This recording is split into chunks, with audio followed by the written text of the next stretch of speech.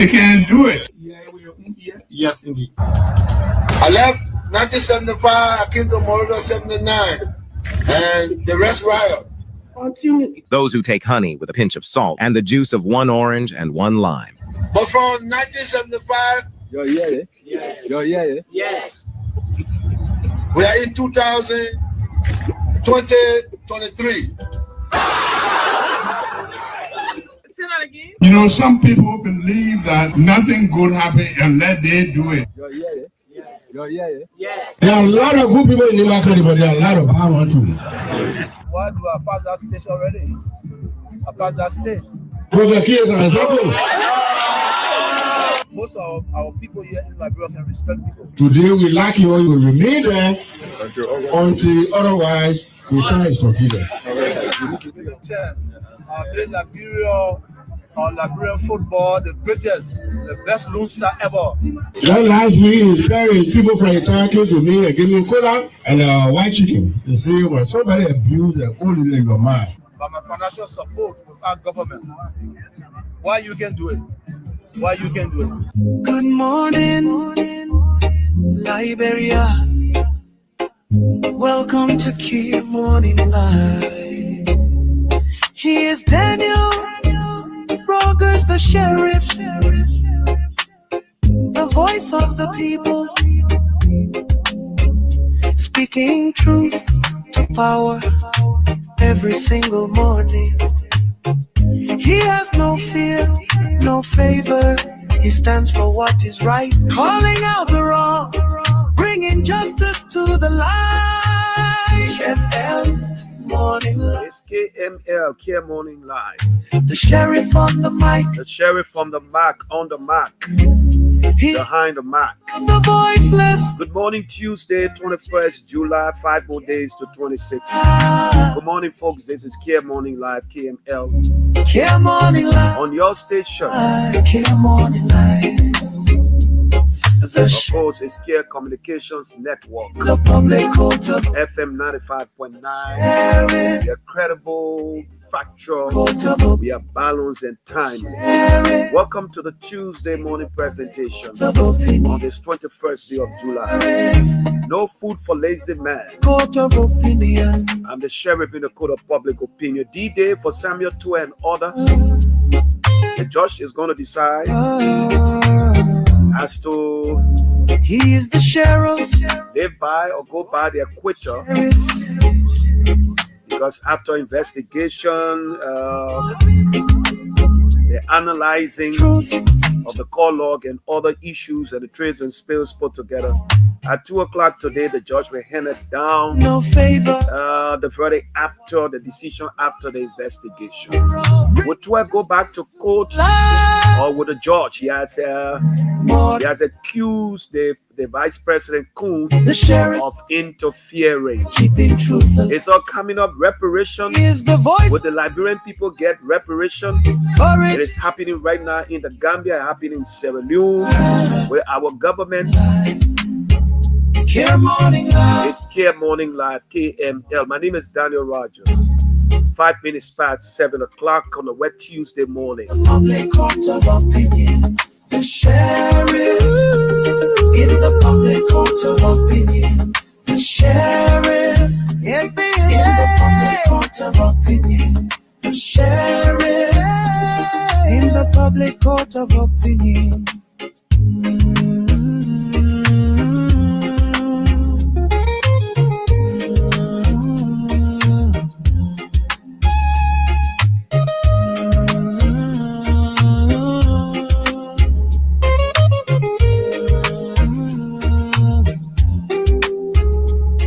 The sheriff in the public court of opinion. Yes, I'm your sheriff in the public court, the code of public opinion. Good morning. Welcome to Kear Morning Live. 6 minutes past 7 o'clock. Let's bring you the morning motivation. Good morning, brethren. Let us pray like this morning by saying the 23rd Psalm, at least 2 times, please. With your whole heart, the Lord is my shepherd.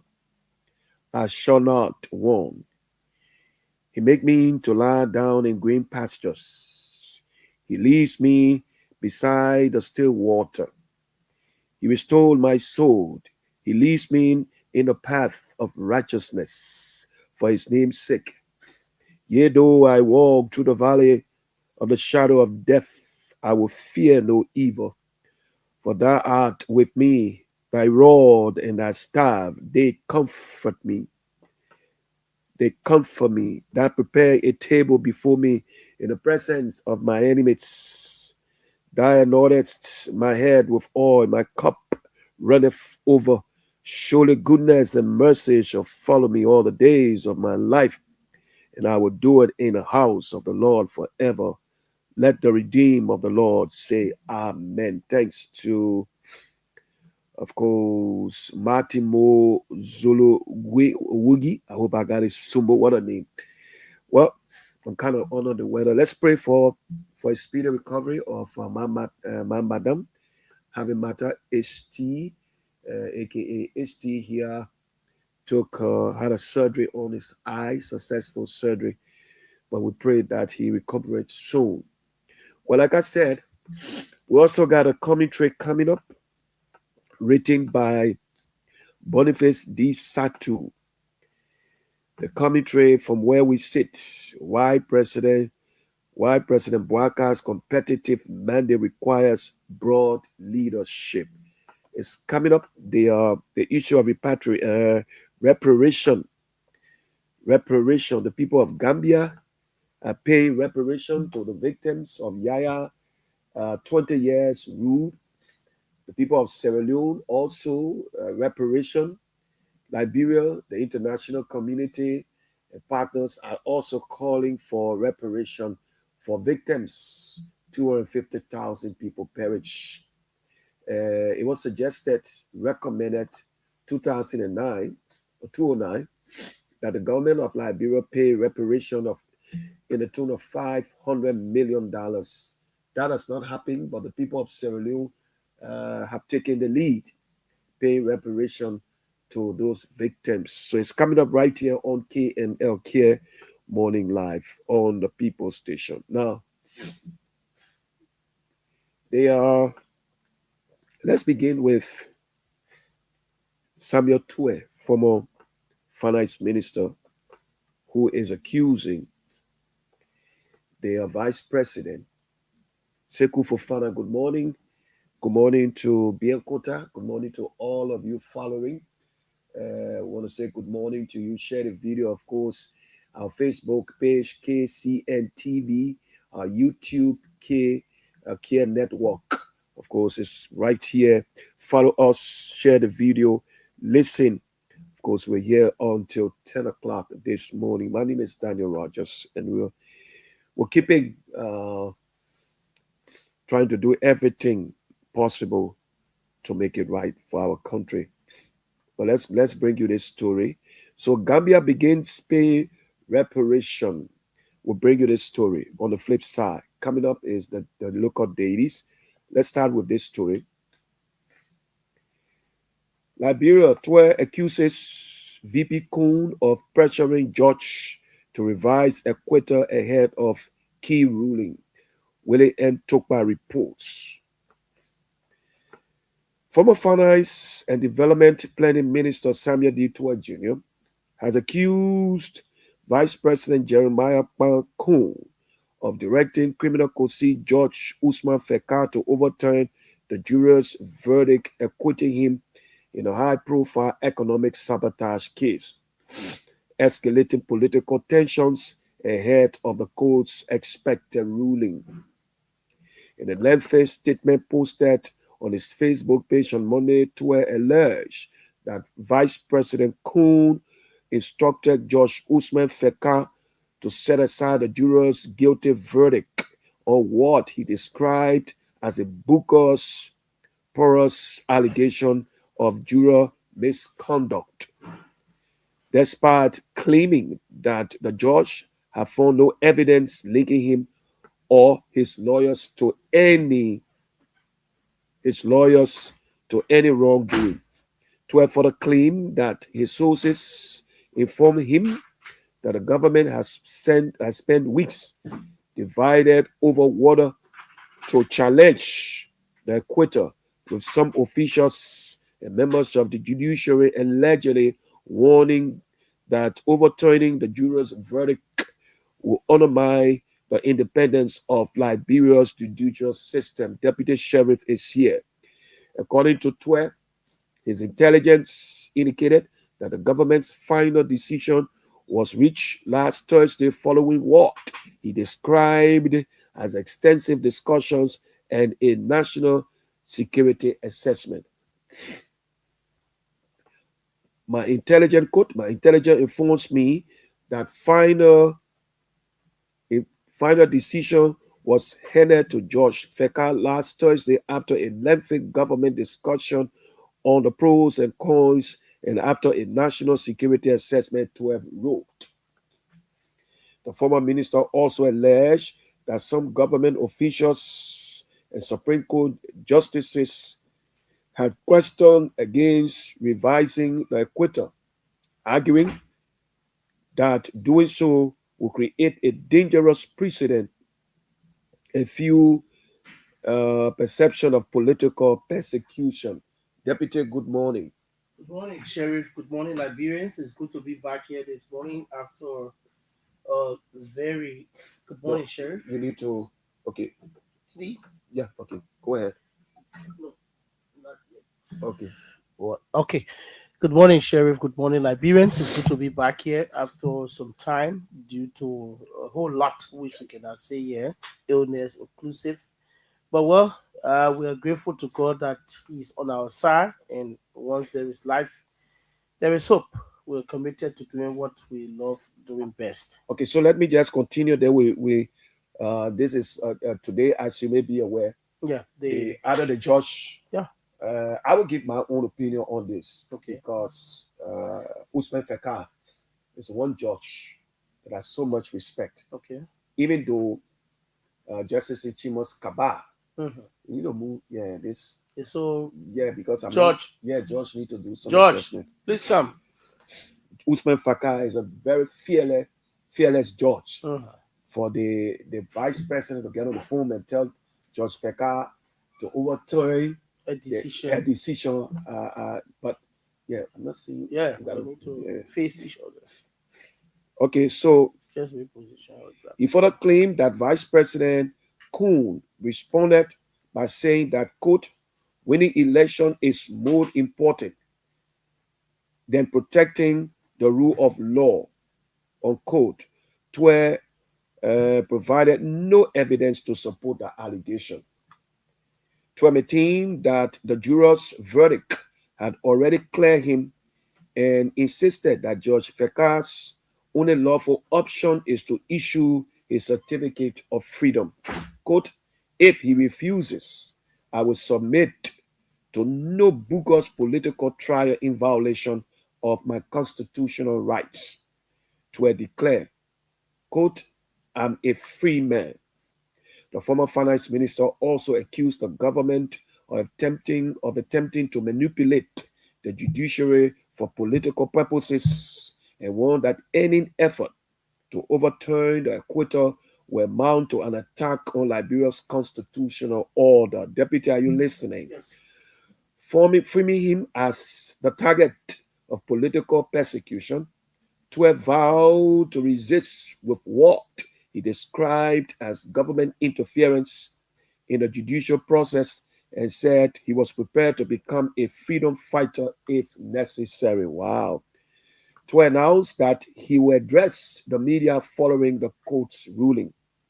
The allegations come as Judge Feka is expected to rule on issues surrounding the jurors' verdict in a case involving Twe and other former officials accused of economic sabotage and related offenses. As of publication, Vice President Jeremiah Kuhn had not publicly responded to Twe's allegations, and there has been no official comment from the judiciary regarding the claims.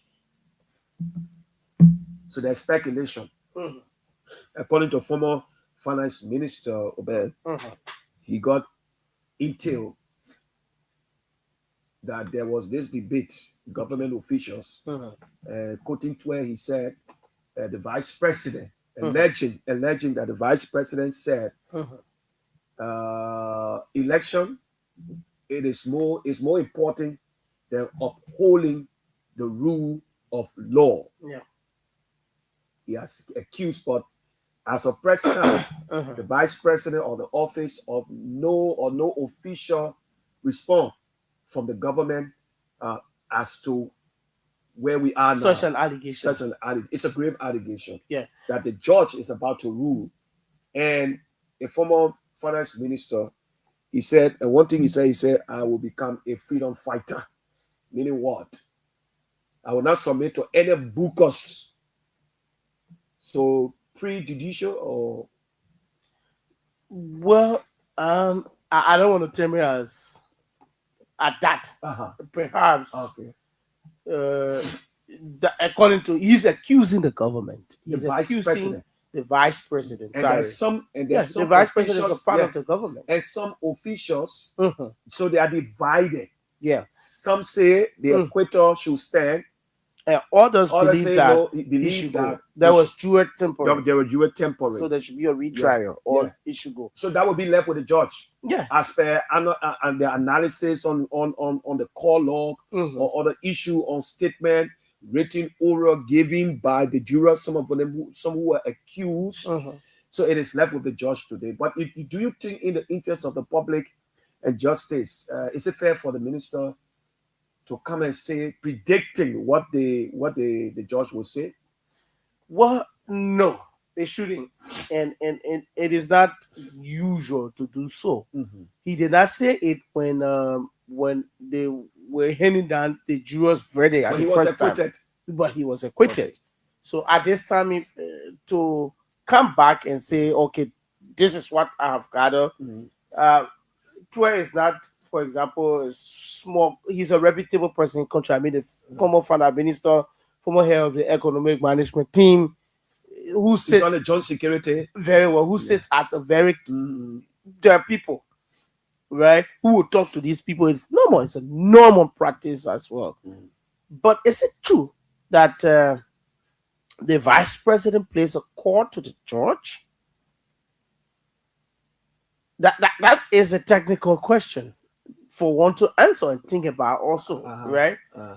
Is it that the Unity Party government, through the vice president office, wants to air in jail or retrial by all costs? Is that the reality also? Others could also critically think, why is Tue thinking this way? For example, he was acquitted first, and today he believes that the government is after him through the offices of the vice president or through the vice president. It means a lot. He wrote, and I saw his Facebook page, a very long piece. The CDC also issued a press statement around 3 days morning. And maybe we could run through the CDC press statement. Let's run through the CDC's press statement this morning. Congress for Democratic Change. Congress for Democratic Change, CDC, temporary headquarters, blah, blah, blah, blah, blah, blah. Okay, for immediate release, the jury has spoken. The Constitution must prevail or else. Or else what? Or else what? What? That is the headline of the CDC. Or else. Or else. They said, the jury has spoken. Let the Constitution prevail or else. And that else, they got several dots before it means there is something that could continue. Consequence. Yeah, or whatever. Or whatever. So they said official statement of the Congress for Democratic Change. This is it. The Congress for Democratic Change, CDC, warns that Liberia stand at a defining constitutional moment on the cliff of anarchy and state collapse. A danger posed by undemocratic elements within the Bwakakun regime. The acquittal of Samuel D. Tue by a duly constituted jury after a public trial and ongoing attempt to illegally vacate the verdict compels this public record. That verdict represents the judgment of the Liberian justice system and must be respected by every branch of government. Liberian history is replete with evidence of the violent downfall of regimes. Violent downfall of regimes that demonstrated arrogance and the callous disrespect of the rule of law, using the Liberian judiciary as an instrument of the abuse of power. The furious lawsuit by the Liberian government to overturn the constitutional verdict of the impaired and reputable jury in a criminal trial is a serious abuse of power. The CDC is deeply disturbed by credible information which raises serious concerns that powerful interests within the Bwakakun regime, cornered by Vice President Jeremiah Kpankun and National Secretary Security Advisor Samuel Kofi Woods, have sought to undermine the independence of the judiciary, to disrupt constitutional guarantees, and overturn the integrity of the legal and valid jury verdict. In the second page of this communication, it says, let's go to it. It says, despite patriotic voices within the regime resisting such attempted judicial miscarriage, Vice President Joseph Yuma Bwaka is reported. Sorry. Vice President Jeremiah Kpankun is reported to insist that winning the 2029 election for the government is more important than protecting the law. Information in our domain suggests that intimidation and death threats lingering over the heads of Judge Usman Fekai refuses to execute this devilish plan. Maybe I need to read this line again. Allege? Listen to this. Are they alleging? There is a CDC press statement. Are they alleging? They are not. Okay. They are saying. Okay. They are accusing. They say, despite, okay, let's go to this. Who's threatening? Let's go to this line. They say, okay, the 2029 election for the government is more important than protecting the law. Information in our domain suggests intimidation and death threats hanging over the head of Judge Usman Fekai if he refuses to execute this devilish plan.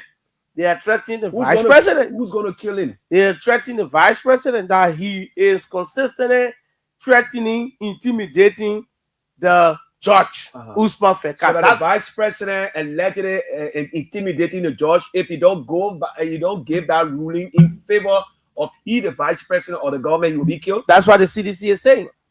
Let's go to the next line. This concentrating that the CDC believes that Samuel D. Twe matter cannot be viewed in isolation. In the party's considered judgment, it forms part of a broader pattern in which state institutions have increasingly been employed in ways that have raised serious concerns about constitutional governance, democratic accountability, and treatment of political opposition. CDC warns any attempt by the Bwakakun regime to overthrow judicial independence and apply excessive force unlawfully will constitute a dangerous escalation of the current constitutional crisis. The CDC will therefore mandate Samuel D. Twe to adopt a non-compliance posture. CDC to adopt a non-compliant posture. Ask Samuel Twe to adopt a non-compliant posture and not submit himself to any kangaroo justice. Any kangaroo justice. Equally, the CDC will hold those officials politically and personally accountable for any mayhem instigated by the regime.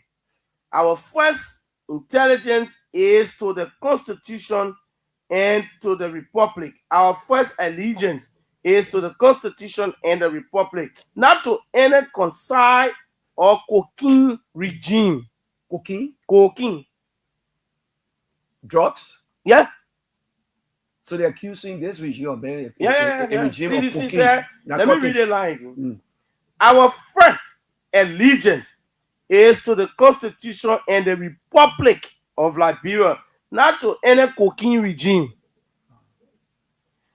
The CDC believes that the cumulative action of the Bouagacoun regime pose a grave threat to Liberia's constitutional order, national peace, and democratic stability, in an attempt to weaken judicial independence or to undermine the finality of a lawful jury verdict, risks eroding public confidence in the rule of law and creating conditions for deep national instability. Another key line. Deep national instability. Deep national instability. Any attempt, according to the CDC. The CDC therefore places the Bouagacoun regime on notice. The party will oppose every action it believes undermines the Constitution through democratic resistance. Should the CDC conclude that constitutional governance continues to systematically undermine, it will exercise every right available to oppose tyrannical posturing that threatens the peace and stability of the nation. According to Article 1 of the Liberian Constitution, all power is inherent in the people. Final line, the CDC therefore calls upon the judiciary, the legal community, civil society, religious institutions, Liberia's international partners, and all patriotic citizens to stand firmly in defense of judicial independence, constitutional governance, and the rule of law. The future of the Liberian people depends not upon political intimidation or executive overreach, but upon unwavering respect for the Constitution and equal application of justice. The jury has spoken. The Constitution must prevail. No government is above the law, and no political ambition is greater than the Republic of Liberia. Signed by Anthony Janga Augustus Cole, the National Chairman, Congress for Democratic Change, CDC. And no individual is also above the law. No government, government, and no individual is above the law. Sure, certainly. Okay, two accusations. Yeah. So there are several very strong lines in this particular statement. But aside from that statement, the issue that has to do with Samuel Kofi Woods. Okay, he's a legal national security advisor to the president. Then they talk about the vice president. Yeah. I would think that the vice president, with its proximity to the chief justice, I would think that such an agreement or discussion will go from the office of the chief justice. That information will be passed on, right, to the judge. Knowing the person that I know, Feka, for the vice president, as they are alleging, for the vice president to get on the phone and call the judge and say overturn the jurors' acquittal, that verdict, in my opinion, I find it hard to believe. Okay. No, I come in. Go ahead. I find it hard to believe. Okay. That the vice president will just call the judge and say, we rather prosecute Samuel Twe, that the election is important, So what I try to understand this thing. I'm not grasping. I'm trying to grasp it. That Samuel Twe has become a key. They are tying the whole 2029 to the issue of Samuel 12. So it said that the government is afraid that keeping Samuel 12 out, not having him in court or in prison, will jeopardize the chances of the government. Is that what we're discussing? That the government is so afraid of Samuel 12 come 2029. I'm asking the question. I don't know. The public.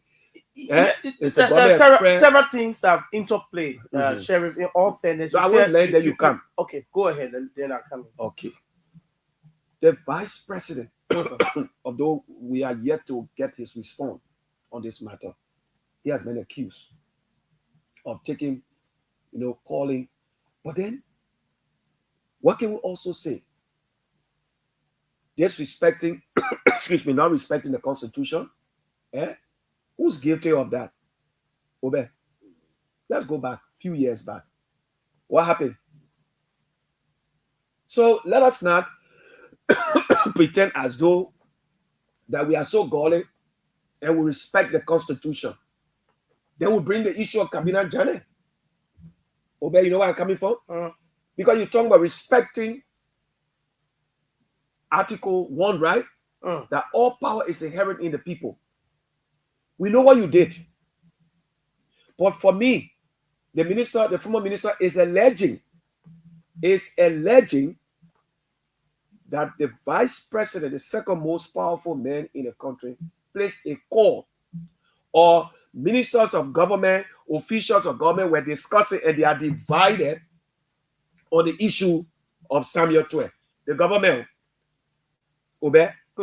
officials of government are divided.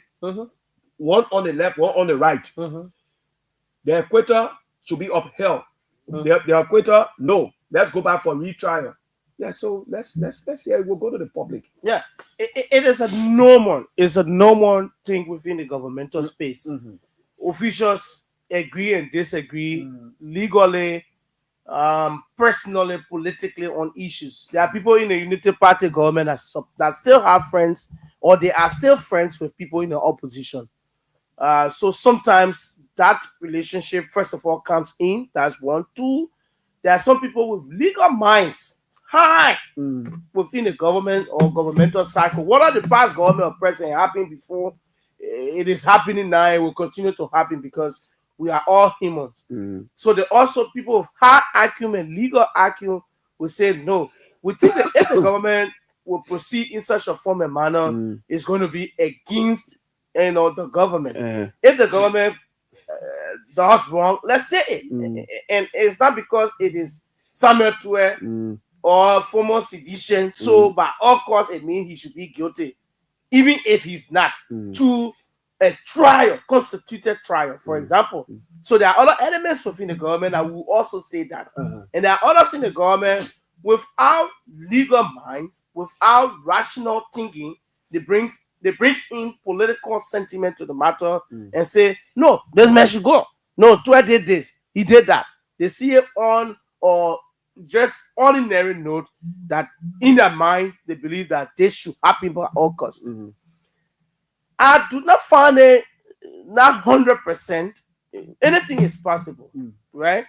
I'm not in disbelief of any possibility. It is possible that the vice president could call. It is possible that he did not call also.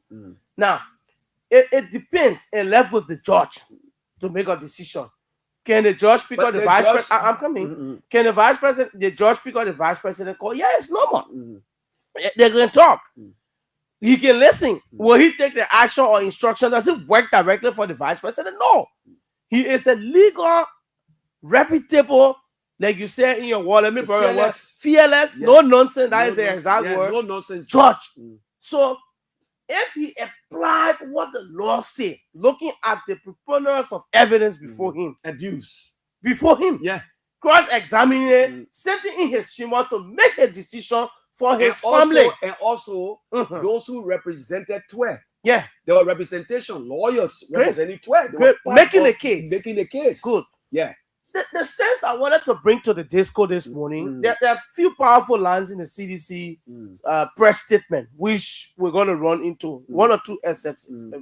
Sorry. Now, the sense I'm bringing to the disco is it is unprecedented that after a verdict handed down by jurors, you now have it placed for retrial. Okay. It is constitutional, right? That these people have come, they came up and said X, Y, Z. Accusation that some of our people were temporal, which is also criminal. Let me just hold you there. Let me just hold you there. Which is a key word, unprecedented. Yeah. But I want to take you a few months back. Okay. Right? Just to reference to cases or other cases that there was a unanimous verdict. Okay. 6-man juror. Okay. In a Umu Hash case. Okay. Under the watch of Peter Benny Civil Law Code. Okay. We were there that night up to 7:30. I mean, I was from the court. Well, I went there 9 o'clock, and we're all spellbound. The media, the court was choked. High-profile case, and the jurors came up with a unanimous verdict, saying that Umu Hatch had won the case. And guess what? What? That decision was overturned by the judge. Okay. A unanimous. I'm just saying that you say unprecedented. These things happen when you go to court. No, overturned by the judge at that particular that's what I'm saying. Day of the verdict. So the issue of judge or overturning jurors' verdict is not a strange thing. No, because you say unprecedented. It is. That means it is. It is very difficult to happen, unlike and uncommon in our society. For example, that's what I meant. So to speak to it, it is quite different, Sheriff. That in this one, they're placing for a retrial. Okay. Right? That one, the decision of a six-man jury. It's also going back to the court. No, the decision was made very well. So this is a political governmental landmark case that involves. You see a political, not criminal. It is political. Is it the right way it is to say legal. political? Yeah. It is People, political. I think it is perceived for us as being political. So we cannot say it's political because a politician is involved. Yes. So I use that choice of people words. Say it's political. It got political nature. Okay. They say where you see smoke, there is fire. Twe is accusing. Is it a political tactics to just accuse the vice president? This is the second time the vice president name is coming up in such an accusation. Remember the issue of Kaseko, right? He was also perceived. He was accused. No, not under this judge. No, I'm not saying the judge. I don't have time with the judge specifically. The vice president. I'm saying the vice president. Kaseko mentioned his name. Yes. Yeah, there was a leaked audio that the vice president would have called and overturned a decision with the FA. You heard that. So this is the second time the vice president has been accused of calling a judge. I'm not just saying in particular. No, the judge have got no role to play in here for us at now, in my opinion. But the vice president name cannot be popping up on these legal matters as well.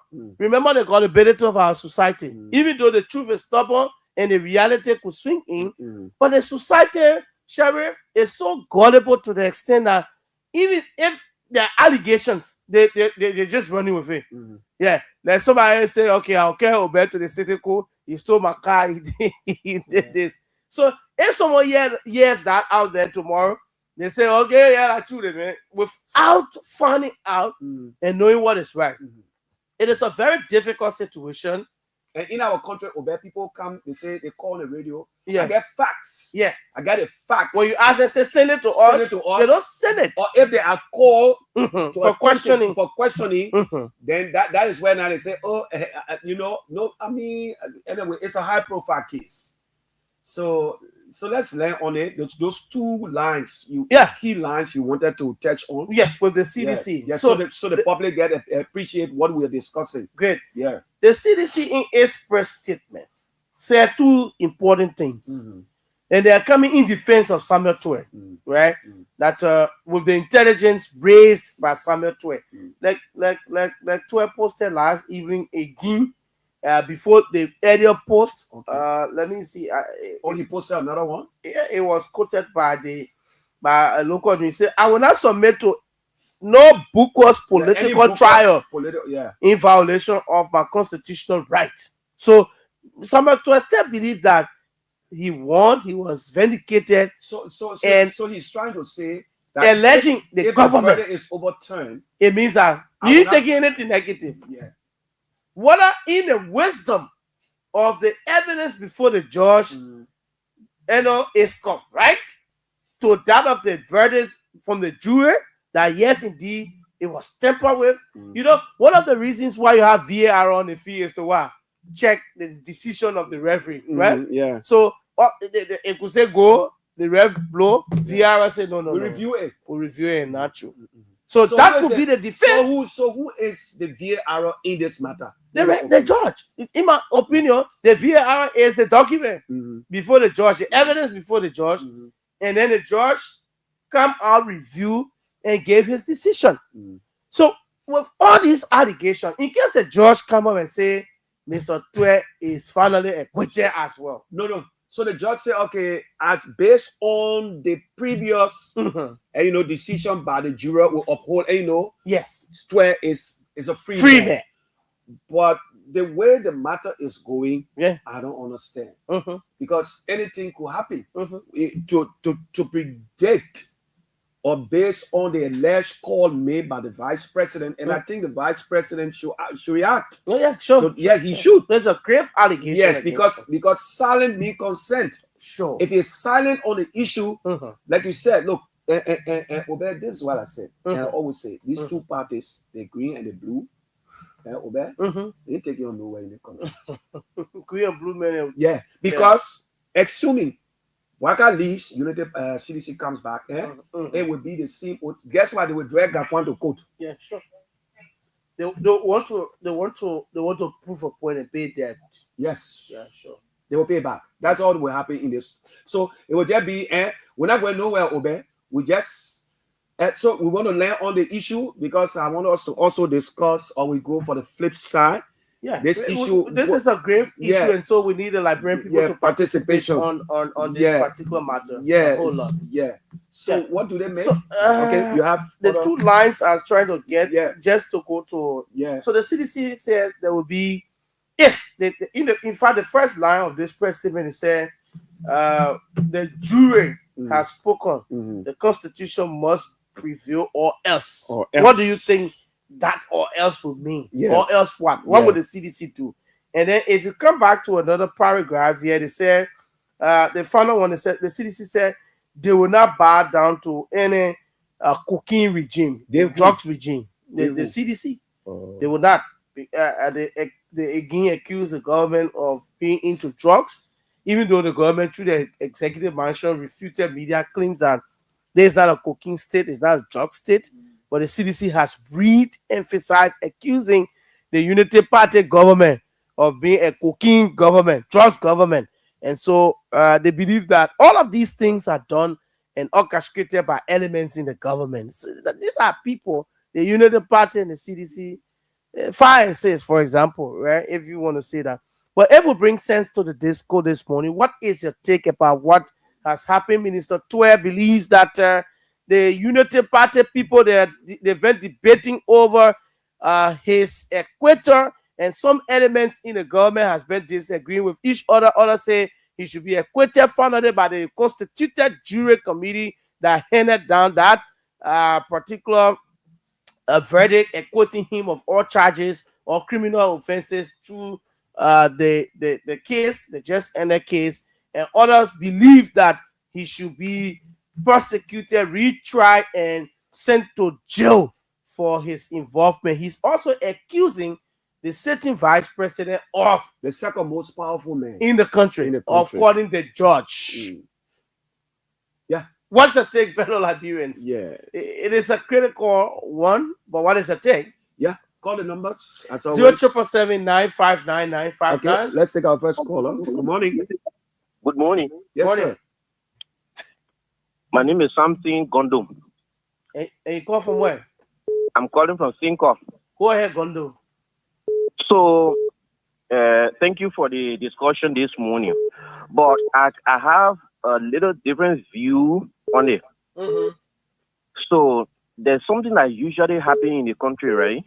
When there's an issue of legal concern or medical concern, take for example, the way it is legal right now, when you listen to public view, some of us are carpenters, some of us are doctors, and from different fields, far from legal, activities. And we give you view. Those are public sentiment. I know that. But in my mind, I think the way the allegation is made and the CDC is making those sinister statements against the state, I think it was better you invite a legal mind, some legal practitioner, who will let the public also know whether it is possible that the judge overturned the jury decision or not. Or if it is possible to establish that there was juror tampering for which the judge could overturn that decision. Those things should be established first. You should lay those bases. Then, based on that, people can call from different works of life to make their views. Besides that, I disagree with you on certain things that you said. You said the vice president should respond promptly to the allegation. If he doesn't do it, silent should the vice president not respond? Hold on. You said silent means consent. The vice president can decide to say, well, those things they're saying, I don't think. You know why I said that? Hold on, sir. You know why I said that? Because of the gullibility of the society. So I am saying I disagree with you that. Okay, you disagree. That's your opinion. Good morning. Good morning. Sherry, good morning. Sekou Fofana, let's get your thoughts. Thank you, Ube. Good morning. Morning, Chief. Welcome, Fofana. Fofana, are you there? Yes, sir. Good morning. Yeah. Good morning, Sherry. Good morning. Fofana left. Yeah. Oh, okay. And good morning to the many that were following the broadcast. Yes, sir. I'm Terry Somanime, and I call from the slum of the Okumblere, where the slum doesn't live in us. And Sherry, I think the issues concerning the entire trial of Mr.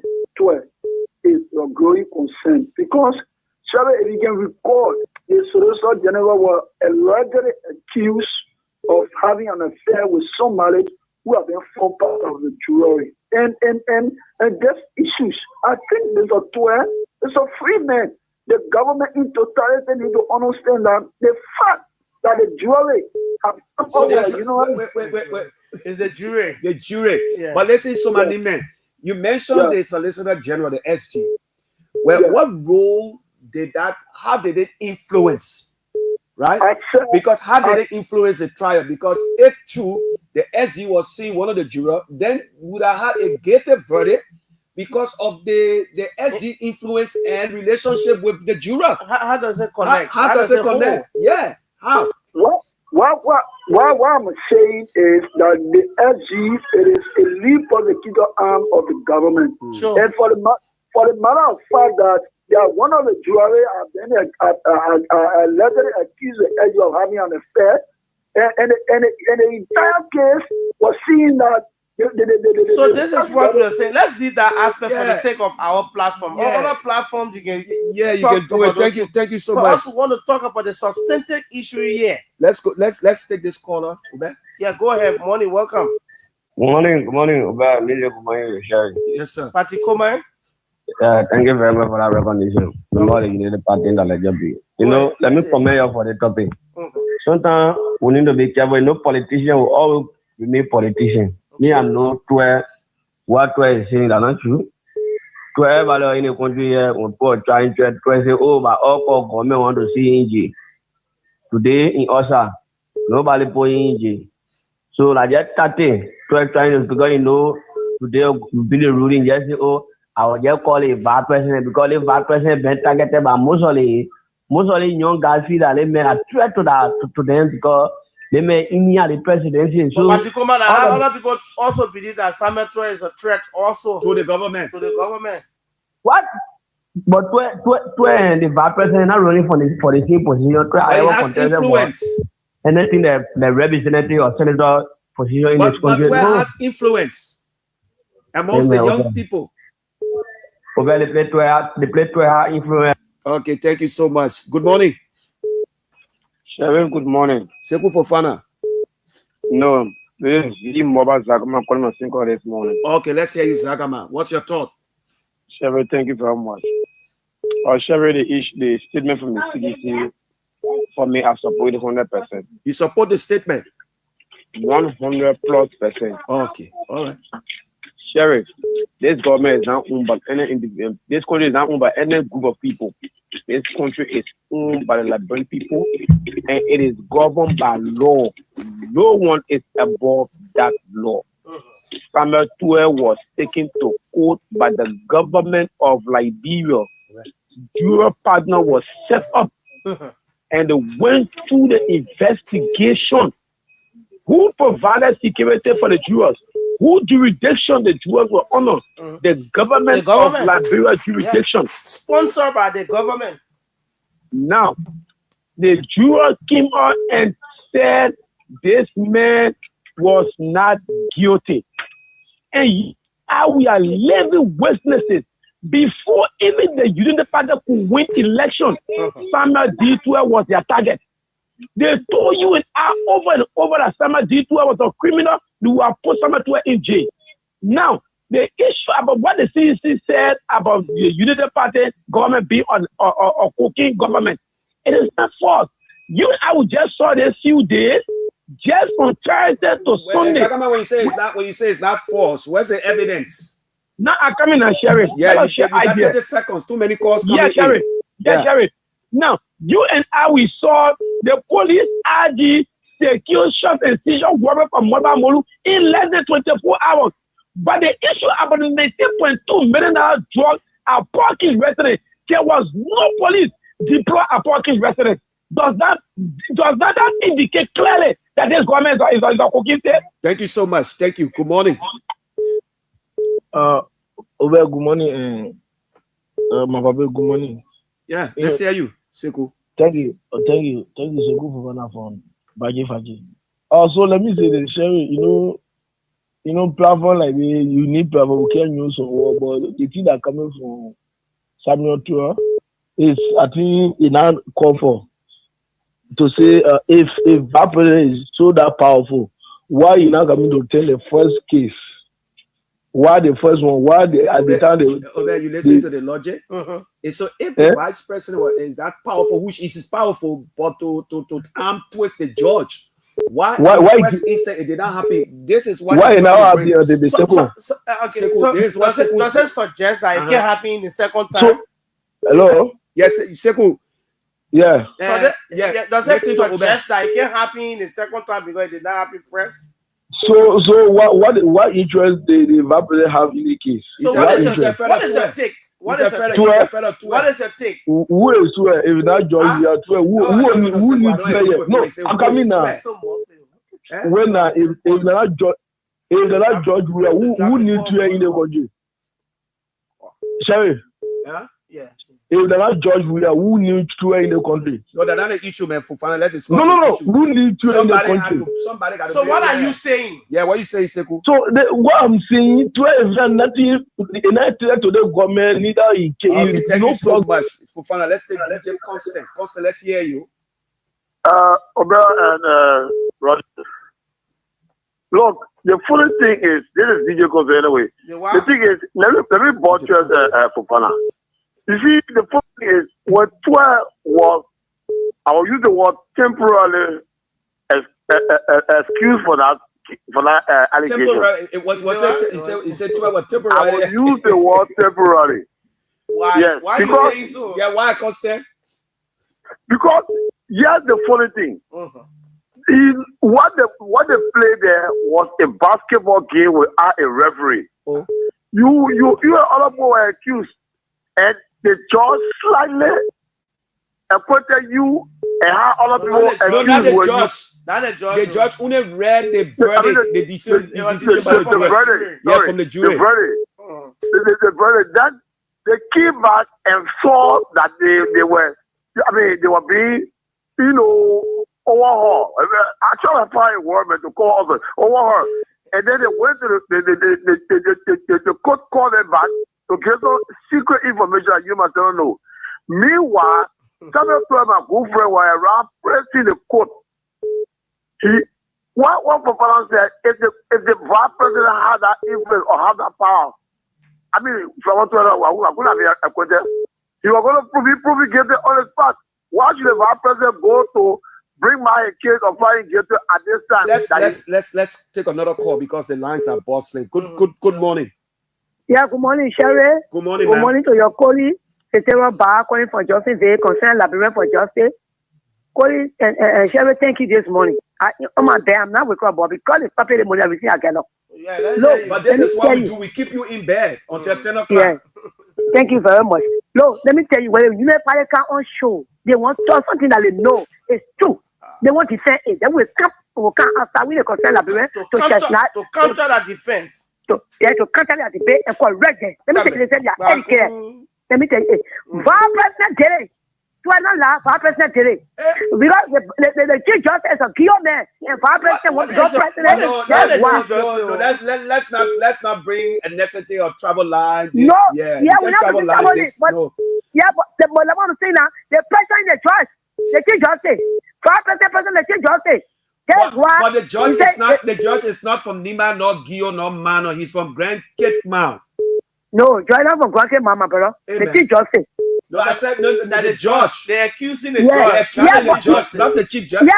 The reason you know they come at a royal government, they in power because they get a law in their hands. They want to say the president will be prosecuted. They will be prosecuted. You see President Boga, where Finance Pelosi Gizi, and the Kevin Dada. So let me ask you one question. He has accused the vice president of calling the judge. Do you believe that the judge, if this is true, do you believe the judge will buy into such a court when the judge has the evidence before him to make a decision to the investigation? The judge, if it is lie or true, then it will prove. But he said he accused the vice president. So if the judge will turn the case around, when the process and won the case and you beat the government fed down. What if the juror were tempered with? What if it's not possible? What if the jurors were tempered with? I want to take on to the Mateo Parker case. Yes. Omar, just stay on. Let me just make reference to the Parker case. The government accused Parker. Hold on, man. Economic sabotage, $850,000, right? When defense. When prosecution rested, the defense took the stand. The Letisi groupies were accused the juror of being tempered with that. The people had tempered, so they disbanded the juror panel and they went for new juror. So, too many things possible. Yes. So let me tell you, my brother. Let me tell you, the people who went at 5% and want to tell the case around. But that's what a free man. Let me tell you, like we see in writing all the things I'm not panel, and we are listening and we are watching. Thank you. The men are free. Thank you so much. Good morning. We need to go along with this thing because Thank you. We want to 8:15. Okay. Good morning. Good morning. This is Edmond Carr, and I'm a proud member of Concern Librarian for Justice. Let's say, Mr. Carr. What we are playing with this morning, the government cannot be let go. If that portion, let's correct you, Emma. Yeah, when you say this playing, is a serious national discussion. We're not playing. Because if you talk about juror tempering, the reason why I use the word playing with is that there is no way that the juror can be tempered with and the government will be let go. Then for sure the government is responsible. Because who is in charge of the juror? The government is in charge of the juror. The government security is in charge of the juror. Before the juror can begin their work, they are such, everything is taken away from them. So if you will come, you say, juror was tempered with, then who do you hold responsible? Do you hold Samuel Tue or his supporter responsible for that? It will be the government. That is the reason why I use that word.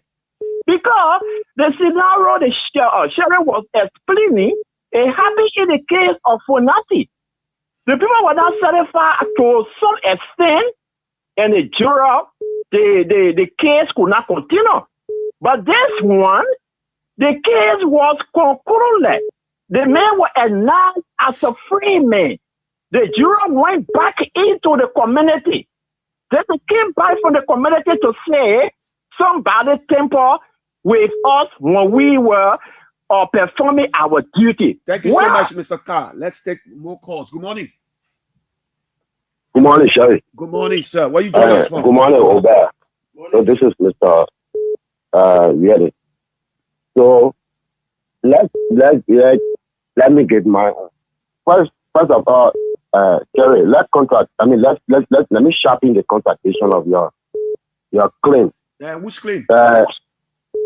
Material Parker about you want to compare Material Parker with Dallas Stewart. No. There's no comparison. Nobody comparing. I'm making reference. No. Reference. I made reference to the case because Obert said unprecedented. There's always been a dual tampering, allegedly, and based on that, they were disbanded. They disbanded Jew. Okay. So what's what claim am I making? Sherry, let me push my idea. You get them lots of time. You can cut me out anytime. So let me push my idea. I can cut you off. So okay, what I say here, my man, you're my brother from Front Street. Don't do it. Hey, my man, So what I say here, what I said that for is that the government, the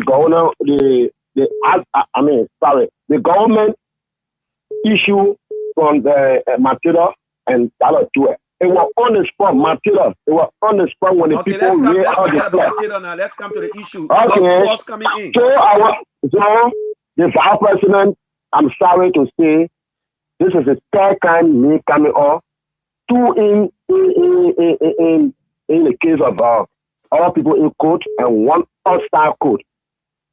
His own brother pay accusing to be the one influence his job, leaving his job, today losing his job. So those things when it happen, what happened? One man over and over in income. Why they can't accuse the president? So there's cause for concern, right? My concern is there's fire that smoke, fire on it. Okay, thank you. And I think the last line is not by. He said, why the vice president always? Why not the president? Why not the president? Let's take this president. Good morning. Welcome. Good morning, Obert, and Mr. Good morning to the sheriff. Good morning. Let's hear you, please. Thank you very much. This is Wild Cotobia. Hello? Go ahead, please. Yeah. Good morning. I don't know what's happening. Jumping from one line to another. Yeah, let's hear you. So sorry, man. Please call back. Okay. My name is Sam. Testimony Chai Kear. A problem of concern Liberian for justice. I call from Jakarta. Thank you ever so much, my brothers, for your talking points. Over the time we all have observed and we know that close associate of the former president, Dr. George Weah, has been target of this present government. Has been targeted by the government? We know. There is no doubt about it. We don't have to use rocket scientists to interpret that for us. On a serious note, we were here yesterday. We saw people accuse the former finance minister, Samuel Twe, relating to money that he knew nothing absolutely about. Let us get to the real point. Today, Samuel Twe, you accuse Samuel Twe. You took Samuel Twe to the court. And then the court declares Honorable Twe as a free man. Then you come into us to tell us that, oh yeah, that investigation was a play, telling us that dual temple with that investigation. So are you telling us that yourself, the dual temple in your interest? Or are you telling us that only you, when the judge case in your interest, then which means nothing wrong with the case?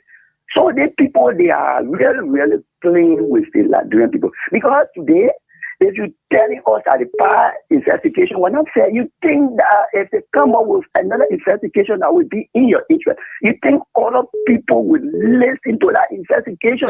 Thank you so much. Good morning. Yeah, good morning, Sheriff. Yeah. And good morning to the Deputy Sheriff. Yes, well, Sheriff, my name is Mohammed Donzo Fofana Jr., a prime member of Concern Liberian for Justice. Sheriff, I just want to, advise the government of Liberia, because this government, I don't think they came to, very do the Liberian poor work. We are in year 3 now, almost year 3 to climax. No tangible, investment, no tangible development, and they are still running behind our counterpart, this is not perfect for our democracy. Mr. Boaka and his lieutenant, they didn't come to rescue the Liberian people. They came to witch hunt. But I know that Mr. Twa will be vindicated for this trial, but retrial, whatever, because these guys don't have no concrete evidence that will substantiate. Listen, as we speak, there's no retrial now. We're not discussing retrial. The judge, based on the investigation, we handed down the decision today as to whether they will go for whether indeed it was established and obey that yes, indeed there was juror tampering. Yes. Yeah, I heard Edmund Carr said, how will a juror be tempered? It will juror be tempered, which means it affects the government, and the government controls all of the jurors. So this is so fishy from the government. They need to upgrade our thinking very soon to upgrade our country. So thank you this morning. Thank you so much. This caller from line 3. Good morning. Morning. Yes, sir. Your name and where you join us from? I'm Amos D. Corey from Bloville this morning. District 17. Yes. Sherry, you got to correct some people. It's not a judge that called the people back. It is a juror that carry complaints that some of them were tampered with. Yeah. Let the former people develop people get the thing. Everything they will disagree. They will call Boaka, they will call the person. I don't know why the people sentiment. It is a juror that carried the complaints that some of them were tampered with. The judge is just there sitting there listening to them. And beside that, the judge called every party involved in the case to sit down and they go through the investigation. It was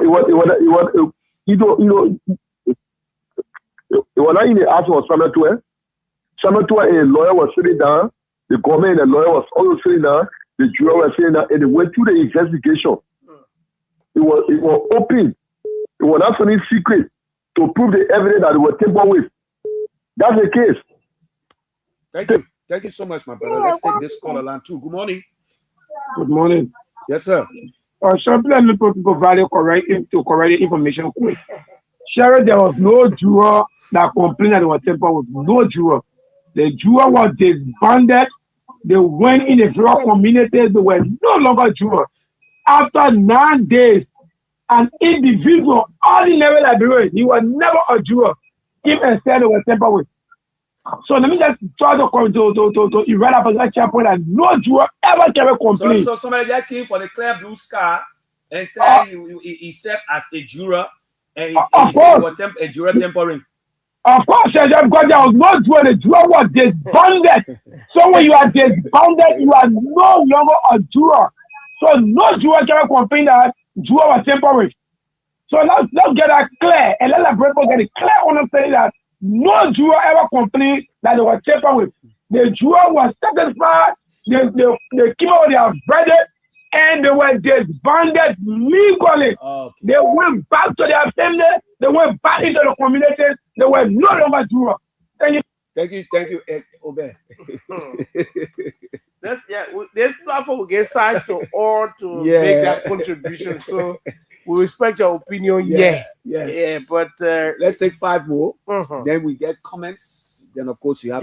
We'll read few comments on the social media. So 077795959 Lone Star 0881. Let's go back to line 2. This caller. Good morning. Just 1 second. No, we can't. Can you make a research? No. You're allowed to call once, not twice on the show. Call us. I think he wanted us to do something. What he wanted us to do? I don't know. Because if he call back, other people start calling too to make the point. Then we'll be polling, holding, and pulling. Yeah. But call the numbers 077759959 0881871670. Let's read a few comments on the social media. Okay, let's take this caller. Good morning. Good morning. Yes, sir. Yeah, I'm George Colon calling from Kear Street. Let's hear you, George. I'm hearing people saying that Samuel Twa is not a threat to this government. Is he a threat? Samuel Tua is a threat How? to this government. Samuel Tua even challenged the government to undo the harmonization. Samuel Tua told them that if this government undo this harmonization, what he said I was bad yesterday, he even dared to undo it and they cannot do it. So he challenged them. He said that what he did not just do it because he wanted to do it. He did it for a reason. So there are a lot of things Samuel Tua did, and now they condemn him on some things. Now they cannot change it at all. They know that. Thank you so much. Good morning, John. Come back. John. Yeah, Sherry, good morning. Good morning. Morning, John. Yeah, my man, Obe, how you doing, my brother? Thank you. Message guy was 26. Thank you, my brother. Thank you for the platform. I like how you guys promoting the platform, and we join you guys to make sure that the platform go to the level that I want it to be. Okay, John. Quickly this morning, John D. Tama is my name. Normally, I used to call for around the St. Paul River, but this time around, I call around the Capitol building. Okay. Obel, somebody just said that Samuel Tua challenged them on the issue of harmonization. I don't know whether you are aware that AFL, the entire security network, salary increased. I don't know what were you in Nigeria at the time last year when they increased those people's salary. So quickly to the talking point that you guys raised this morning concerning the case. Obel, this case was not called back by the government. They were not called back by the government. 2 persons were found guilty. I want other people that call themselves justice people today to understand this. 2 people were found guilty in this case, the high-profile case. They were found guilty. People say, hey, we are not satisfied with the judgment because the distributor, the one that being acquitted, and we that receive are in trouble. So we are not certified that something smelling somewhere. You understand this? Oh, it was not the government that called for the case back. It was the same people that were found guilty. I want you to understand this. They said it was a tampering with juror tampering take place. So this is why they went back to court. The judge under obligation to go back in a process to call the case back. You understand this? All right? I don't know what some of you people can come from. You don't read those things. You don't read how things work. They're not a case. They're not government call their case back on Samuel Tua. For me, if Samuel Tua is free, he's done nothing to the Liberian people, he should be a free man. But in this case, that is calling. John Tama is Tua a threat to your 2029 ambition? No, threat is not factor to this whole episode, my brother. When it comes to the political landscape, I mean, how many persons knew Tua? Our government have brought Tua on board. Our government are even made people to know about Tua. So why Tua will be factor to us? It's not factor. Assuming you brought you gave him prominence, but he grabbed the opportunity, he seized the opportunity. And today he's a household name. You can't, I mean, that's something you can't argue about, John Tama. Let us put it this way. If the Tua is clear to us, it is not true. In the first place, they found this vice president to be a young guy. I'm not speaking to you. Excuse me for the expression. I'm older than the vice president. Tua is older than the vice president. So they found that guy as a clear young man. So coming few years from now, the guy will stand for the presidency. So it's a clear to make a Tua. Trust me, my brother. Tua is already the vice president 10 times. What some other people? I don't know what some people can rather eat for breakfast. Thank you. No, thank you very much. Yeah, let's make it intellectual. John, if you got money to eat breakfast and other people get it, that's not an issue. Yeah. Let's take our last caller on this segment. That will bring comments from our Facebook. Yeah, sure. Follow us. Let's get this caller. Morning. Welcome. Hello. Good morning. And this is Vanna. Well, I want to say this on this platform.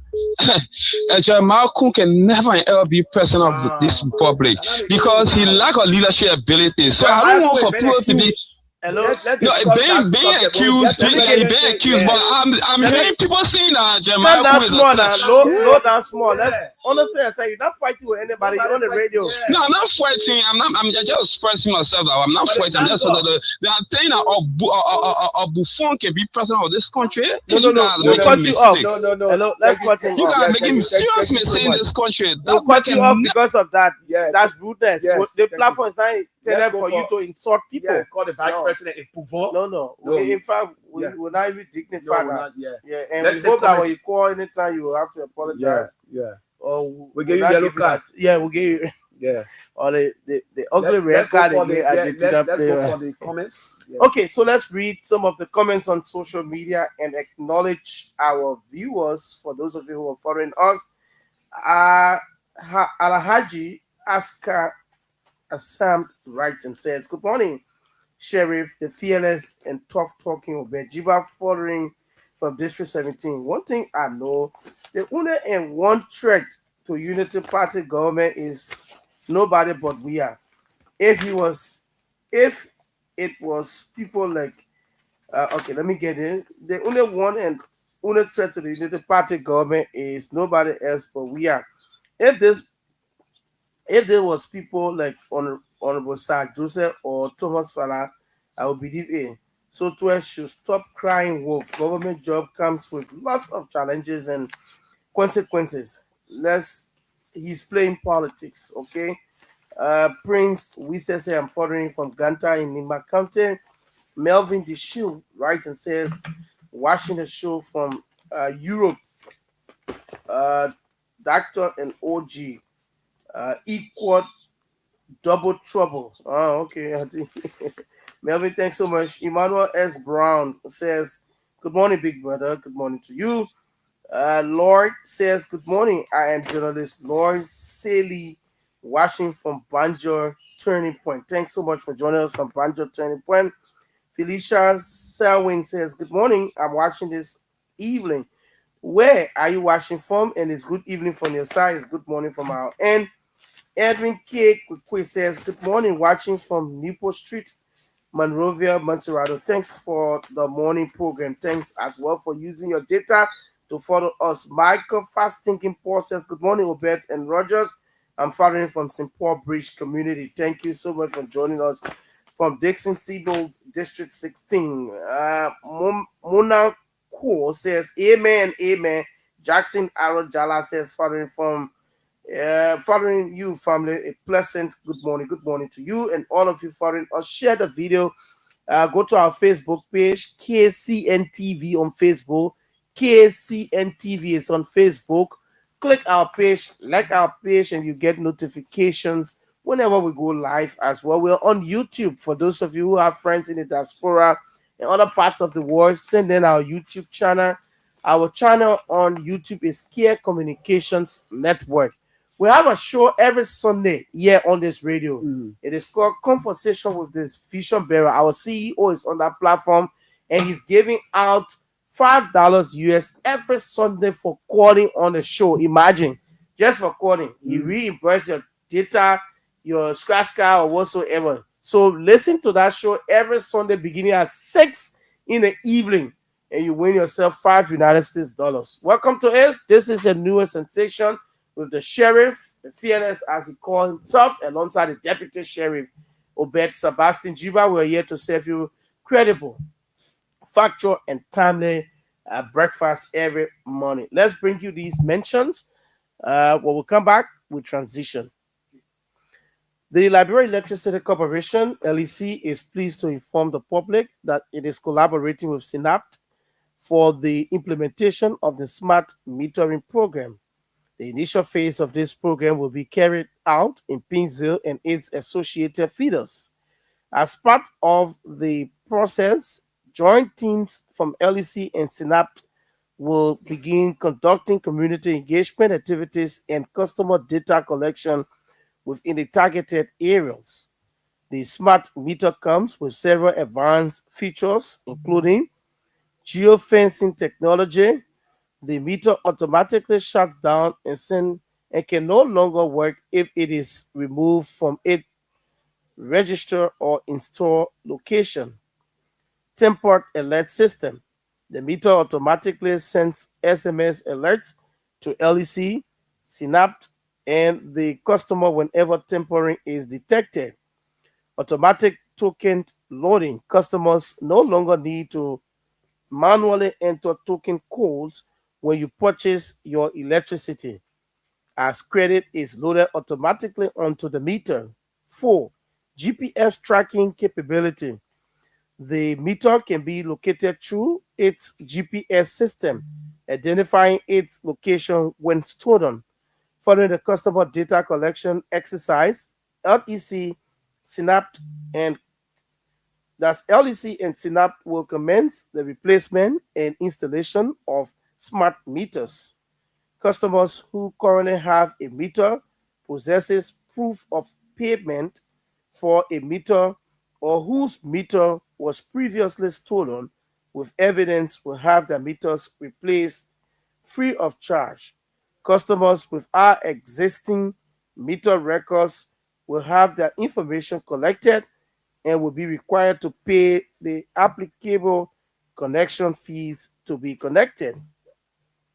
For additional information, please contact LEC Customer Care Hotlines 4500 or visit LEC Head Office, Waterside, Monrovia. This announcement is signed by the Management, Liberia Electricity Corporation, LEC.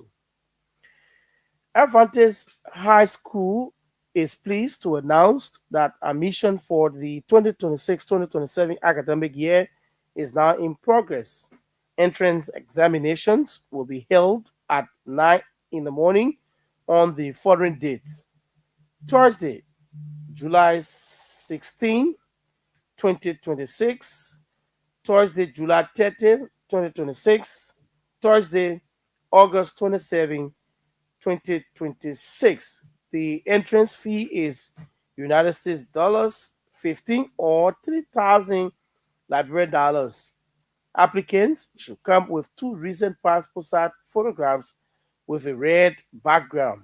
Students from all public and private schools from grade 7 to 11 are especially encouraged to take advantage of Advantage High School's vacation school program to strengthen their academic performance and prepared for the 2026-2027 school year.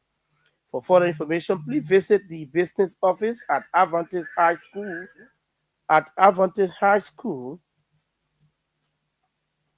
120 Camp Johnson Road, Hurton Avenue, or contact the school administration on the following numbers: 0776 32 3258, 0770 21 1326, 0776 660245, and 0886 844825.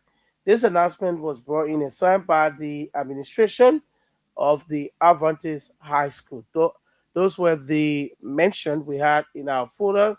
Tomorrow we'll be back with more of those mentions right here on the program. You can do the same, pay for a spot here on our morning breakfast program, and we will definitely mention it for you. You have goods on the shelf, you want to clear them out? Yes, you can join us here at Kear Radio. We are located on the UN Drive, just adjacent the Raleigh Times Market and opposite the BTC Barrick. Come and do business with us. Very reasonable. And of course, we'll have a very big discount. Advertise with us. Bring your announcement. Bring your treat. Come and we can go live on whatever occasion you also have through our online television. The deaf and public. Service announcements. Yeah, how much they asking full-time reading 3 times? Yeah. Okay. How many times a day? Yeah, it depends on the arrangement. There are other people who want to even 10 times we'll read it for them as well. So once you come and talk to our business manager, Alberti Sebert Salif, well, you have a good discount. And you will not believe what we can offer here, especially for the services we're offering is far less than any radio station in the Republic. Okay, so time check is 26 minutes past the hour, and it's Kear Morning Live on this 5 more days, right? to our 179th independence celebration. 179. Yeah, we what anything to show? We got anything? A whole lot. We got plenty to show, but some kind of way. Yeah, we got rich history. Let's talk about. Most people not old enough to know. I want us to discuss Fina Bono, and I'm so I feel so sad, and I'm not a supporter of Fina nor the CDC, but the way they are tearing Fina apart already. Did a podcast, and I want us to play. Yeah, that's Susan Bangay. No, not is that Susan? Another person? Another person. Susan from Australia. Because Fina said, and let me tell you about Fina Bono's father, Elijah Tamabono. Elijah Tamabono worked for ELBC and that of the Ministry of Information. Fina's father. So the only crime Fina committed that healing the government. The official Gazette was read by the government, right? And Fina, in return, hailed the government, praised the government for the recognition of her father, and the Bono's family. That has not gone that well. The people from the party, you talk about the lady in Australia, but another lady is saying she wish that this woman would be in jail. You heard Fina say some of her own people wanted to see her go to jail. Did you hear that? Yeah. You heard that, right? Yeah. She said some of her own people wanted her to go to jail, and so they So what is your take on this? What does it lead? Where is this lead? You were trying to play something, right? Yeah. So let's have it aired. I'm trying to get it. But just go ahead. The LTA is on fire. The LTA is on fire. The quote. I don't know whether you saw that story. You passed by the story. Okay. Man, I'm not a supporter of Madam Fina Bono, but listen, as former deputy chairman for administration, CDC USA, a former sedation, and someone who knows the CDC like my ABC, I'm calling and begging the government of the Republic of Liberia to please provide full security protection for Madam Fina Bono as she goes through the court process. Please don't leave this lady vulnerable to the CDC. I hope the wise will understand. So is Fina in your sorry, opinion? somebody sent me a text. That's why I say okay concerning. No.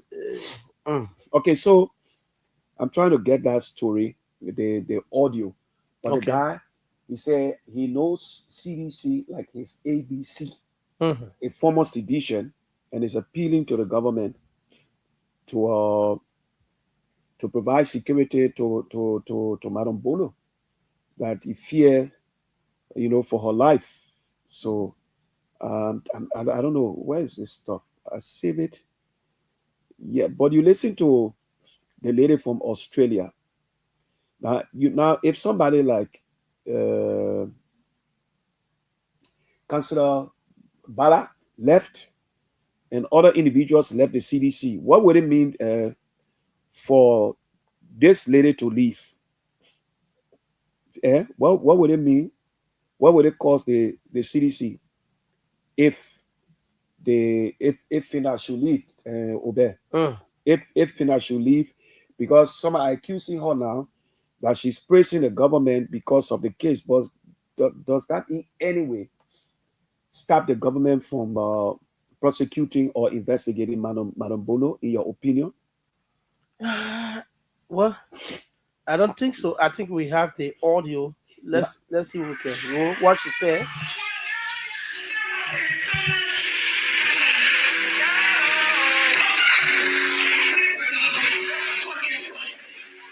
Is it clear?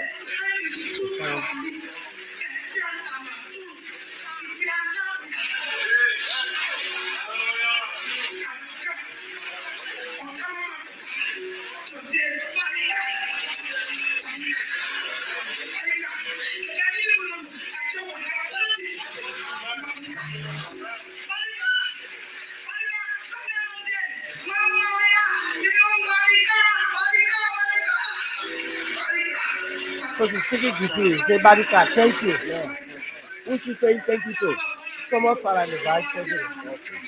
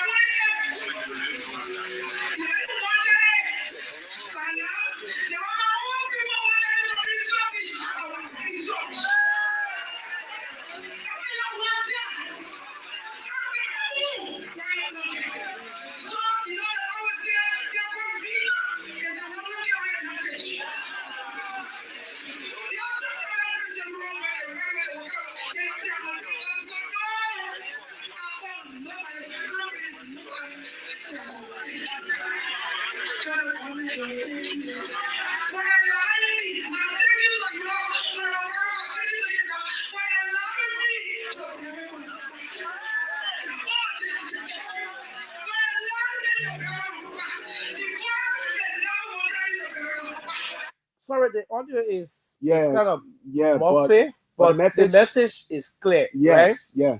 So this is it, Sheriff, and this is our first time weighing on the matter as well on this platform for our listeners, right? So the former chief of protocol to the former president of the Republic of Liberia, George Weah, Madam Finda Nora Bondo, said something, heart-touching things. That's the key concept of the entire thing she said. She thanked and paid tribute at her father's funeral, right? Her late father. And she said, thank you, plenty, big brother Thomas Fala. In quotation. She said, thank you to His Excellency, President Bwaka, Joseph Yuma Bwaka Senior. Sorry, he coming back now. Sherry, I don't know where you going, L. I'm begging Sherry. Let's stick to this. So therefore, she thanked the current president. She thanked the current deputy speaker and spoke Kisii. She spoke Kisii and said, "Thank you, Barika, right? In a Kisii way. Those of you who understood or who can understand and speak Kisii, you heard her. She said, in quotation, when things were okay, Tomo father stood by me. Big brother, Papa, forget about politics." She said, when things were not okay, Thomas father stood by me. Big brother, Papa, forget about politics. At this time, you stood by me and said, she is my Thomas, I have come to say thank you. Plenty. Then she also said, thanks to the government of the Republic of Liberia and thank you to His Excellency President Joseph Yuma Bwaka. It is not because, but God comes first to test your heart to see where I am today. For making me to not be in Saw Beach, to stay here and bury my pa. Prosecution and all that thing can follow next. But my own people wanted me in jail in Saw Beach, that I would not be in the midst of family members to bury my father. They wanted that to happen. My own seditions. Let's listen. After she said that, right, it sparked up debate. 100%. Okay, so let's listen to the lady. Yeah, the lady who also... let me play it from here. Okay. If you don't mind. Yeah, go ahead. Yeah, I'm going to play. No, I just wanted to end the quotation quickly. Yeah, okay. All right. Yeah. So she said, thanks to His Excellency President Joseph Yuma Bwaka. It is not because, but God comes first. The Bible spoke of authority and is still speaking of authority. Papa, thank you, yeah. That's what she said. God did not want it because some of my own people wanted me in jail or wanted me to be in jail. That's what she said. Quotation continue. I owe nobody, but I tell God thank you My thank you to the government is for allowing me to bury my father because they never wanted me to bury my father. They said I must be in Saw Beach. Oh, my people, what wrong did I do? Some of you who called me after my heartbreak, I still thank you. Honorable Kimia, thank you. Senator McGill, thank you.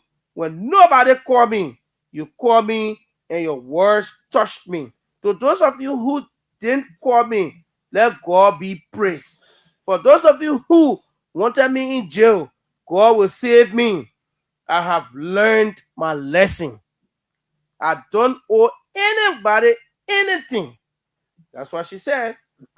Fina Bono. Yeah, Those were her words. So the song say, all right now, I learn my Lesson lesson well.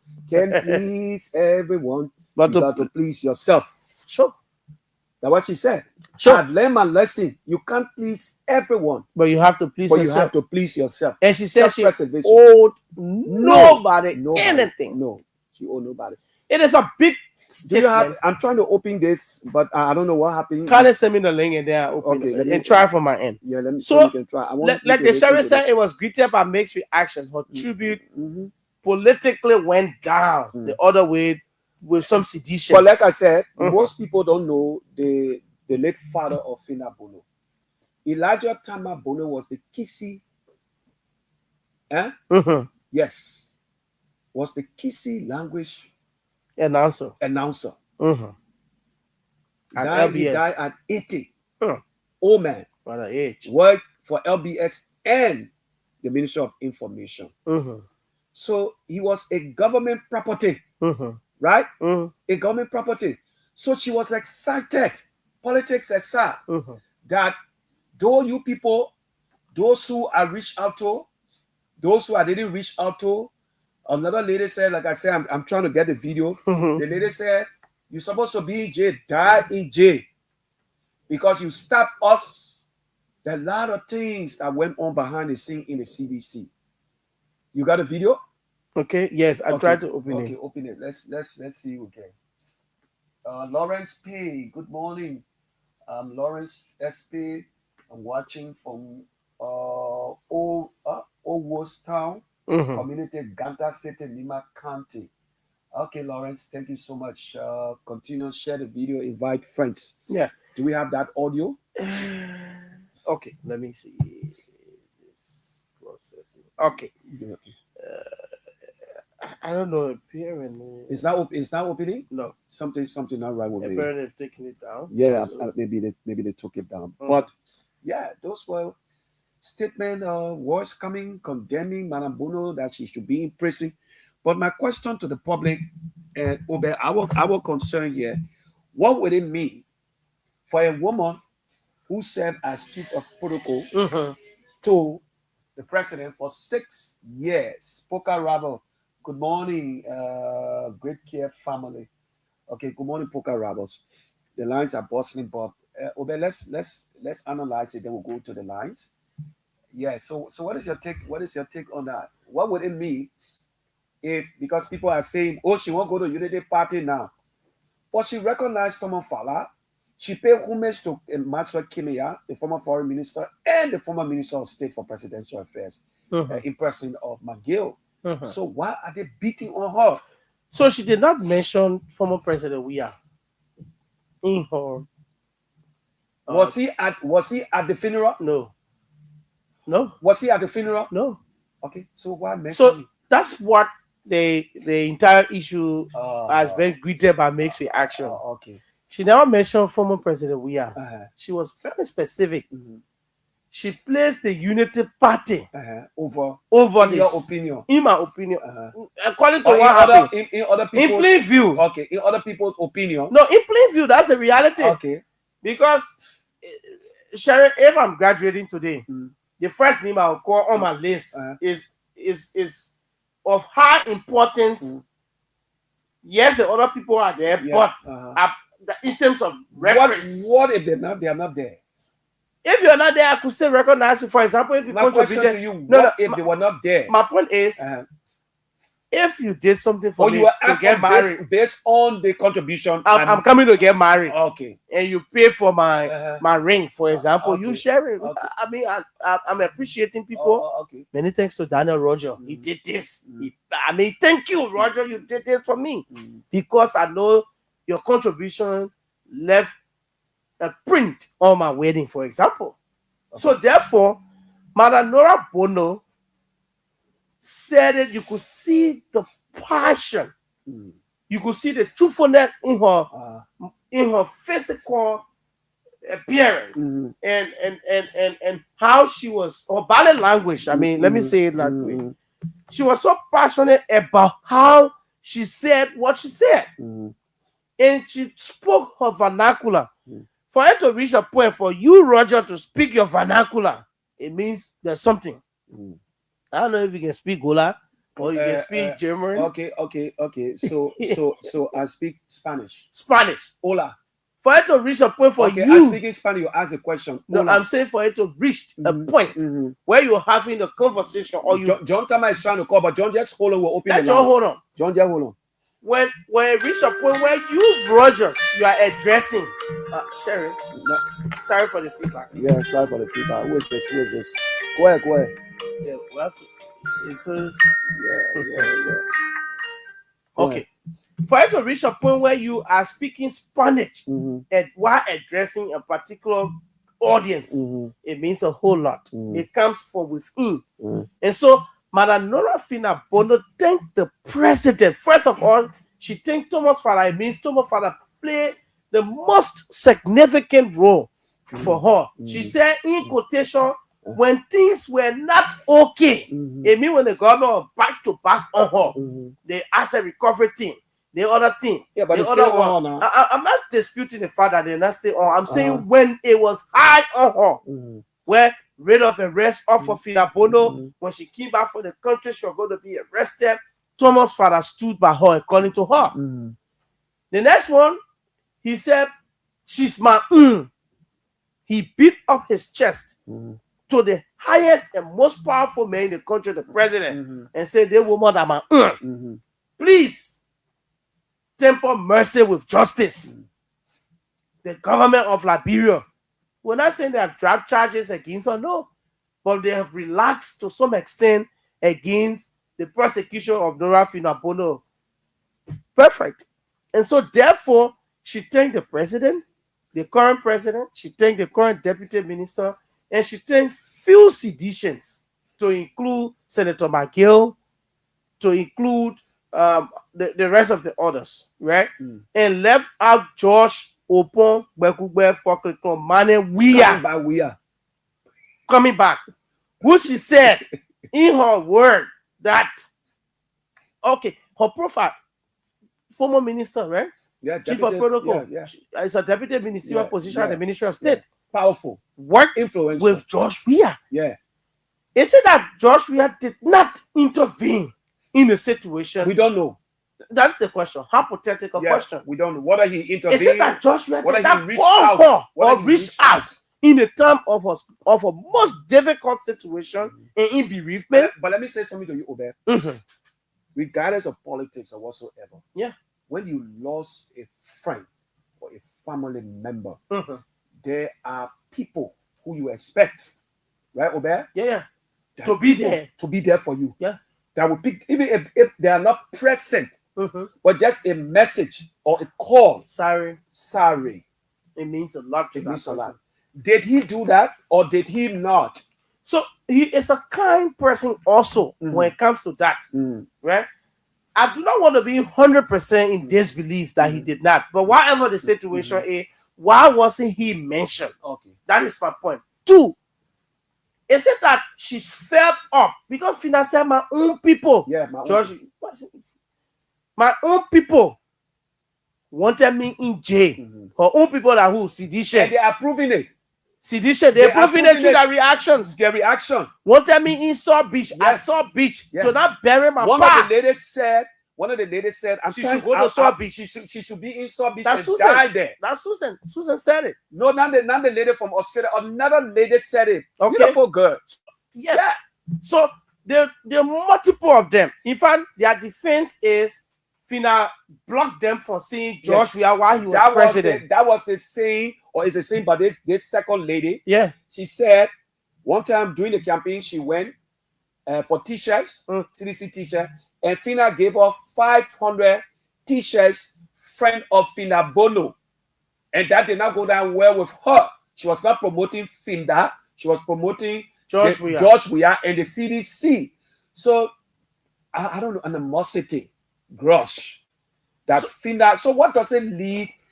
How does it? I'm trying hard to. So therefore, yeah, the lines are bustling. Maybe they are against Fina Bono for, according to some of them, for preventing them from seeing George Weah, because as chief of protocol to the former president, she was there. She arranged meetings, who the president sees or not. So today they are against her. Some of them are also in disbelief, and they're thinking that Fina had no impact in the CDC. Wow. That if Fina won't go, she can go. Only because she's acknowledging and truthful to herself that these people helped me to bury my father. They can put me in jail after my father's burial. I care less. Those who did not call me to sympathize with me, I leave it will go. God there for you people. Whether I was good to you when I was chief of protocol, I leave it will go. Who was that talk going to? It wasn't going to George Weah, her former boss, for not calling her. I think that is the question. Of all the people that call Manabono, all the people that call Manabono, she mentioned them. She mentioned them. Why didn't she mention George Weah? Did he call her? Did he play a part when she was in her most difficult moment to be prosecuted by the Unity Party government? Why is she thanking the president today? Acknowledging his goodness. Because he could say, the government could say, politically, we don't care for Fina father dying. Yeah. We don't want to know. The law has nothing to do with that. But they came to her rescue, and because her father was not just an ordinary person, he pays his due. The man paid his due for years. He contributed to the country. So we recognize him. But let's take, you want to take calls? Yes. So there are key questions we want you to answer. Yeah. Why do you think she did not mention her former boss, George Weah, when she was acknowledging those who intervened in her situation? And is she important? And those who called her? Is she important? If she leaves the CDC, what does it mean for the CDC? Do you think even this statement would suggest that Fina wants to leave the CDC? John Tama has a question. Answer. Good morning. Hey, Sherry, good morning for the second time. Yeah, let's hear you, bro. Yeah, on the issue of Fina Bono, what happened in the church there last day, it was Lofa County tradition. That is the culture of Lofa. When you're together, whether you're in misunderstanding, law courtesy must be given to the older person. So when she go there to shower praises on the president and that of the deputy speaker, and let her she place it. She did not go there to stand and speak only different language, but she spoke our vernacular. Say, "Falo barika, keke barika." Falo keke barika. Yeah. So this is the reason why we told you people that with the Kisi people we are popular here, because in the first place you need the trust after our other people. All right. So that why she presented our day, that one Lofa County tradition call for. But that does not mean that a finger will not go through the process of prosecution or taking the laboratory money allegedly. So that process will go on. But in the case of going to the church that day on her father's funeral, yes, indeed, the Lofa County tradition. Thank you. Okay. Let's take consent because of time. Good morning. Look, DJ Content here. You see, the politics in Labrador, so you can see it. You see Fina today praising the president and Thomas Farrar. Did you see Thomas Farrar breaking away, broke away gradually, and you're suspended from the CDC, and then you hearing this thing we're doing to ourselves is coming to become trouble, which is going to be very bad. Okay. Now, very soon, in Abono case will go up to 2029. Okay. That's my take. Okay. Thank you so much. Thank you. Let's take another person this morning. Good morning. Good morning. Yes, sir. Your name and where you join us from? I'm Murray from calling from district number 8. Good to have you from my district. Let's get your thought. Yeah, okay. Concerning Finabondo, I don't know whether it is better within the tribal people. They especially the Kisi people are to betray the trust, to betray the But trust. who has she betrayed? Now listen to me. Where Finabondo father died, I read behind my fence, the fence I'm in. Look, let me tell you, all along, citizens were behind that woman and supporting her, even at the court. But to call at the funeral service and not acknowledge the Senate Bureau of the party, when she left from here, she followed behind the Senate Bureau. The number of times she smelled that brother, the Senate Bureau she followed to go out of the country. She was dead till she came back. Why do you think, Sheriff? Do you think in your rightful mind that the president, who is so humanitarian to that extent, did not call or did not play a role in Finabono's father's death? I don't think so. But because the mindset now that the Kisi people are so much entrenched into a betrayal attitude, so she want to join Tomo Farah and Sajosa to do what they did. Thank you, sir. Lots in pan. Thank you so much, the sheriff and the deputy sheriff. Let me say good morning to both of you. Welcome. And let me say good morning to our audience. Lost and Fine is my name from District 2, Mosolalo. Look, the issue of Finabondo, so many people in the CDC will continue to have problem with her. The reason is just simple. During election time, Finabondo was seen in all the marketplaces, especially in Valentine, right before you guys there. Issuing $100 US, $200 US per table to the marketers. So people felt that all of the money that was collected, that was given for campaign purposes, was given to us and was made managed. It prevented all of people from seeing the president at that time. And even the late Muna Penny were in that particular Urubalu. Now that the CDC has lost, all of people are now trying to say to her that you are the core or you were the cause of the loss of CDC. But now listen to me. The message is clear and was clear yesterday. She didn't mention the current president. She didn't mention the current deputy speaker. But then she left President George. We are out. Even when it is a condition of the local people, as the people caller was saying. She spoke Kisi, addressing the people of Lofa at that time. But in the English now, so it was still Lofa condition still. When she was speaking English, it was still Lofa condition. She did not mention that we are all in or fish. What are in Kisi? Or in English, that has not been raised our eyebrow that there's something terrible went on in the CDC. He said, when my time of difficulty, she take Maggie from Lofa. She take other people, they're not from Lofa.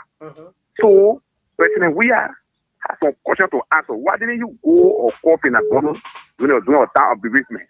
Forget about time of trial of the corruption cases, but now she has bereaved. The president we are call her? No. This brother has something to do with the president we are man. He has somebody who has a weakness in forgiving people. That's the problem he has.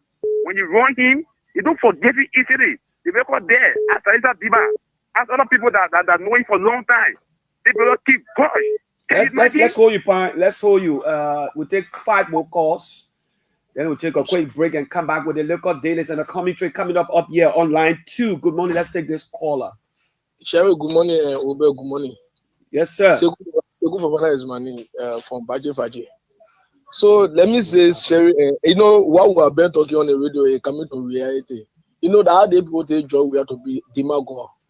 It is a joy we have called Fina will be ungrateful to call any. So time for your bereavement. How the people why you so go on social media. If you Bama JV Bama say allegedly the woman, they say the woman they caused joy we have lose the election. So you see how the people looking, but for someone we are happy to for conviction will go in account because anyhow interest to do. They will soon fire the woman again. The woman will leave so anyhow interest. Someone we happy. When confusion in the account we happy. So thank you. All right. So from I say when confusion the people camp, they can be happy. 0777 959 959 Papa Robert say we should activate the low star number. It is on. Yes, 0881-871-670. It is activated. 0881-871-670.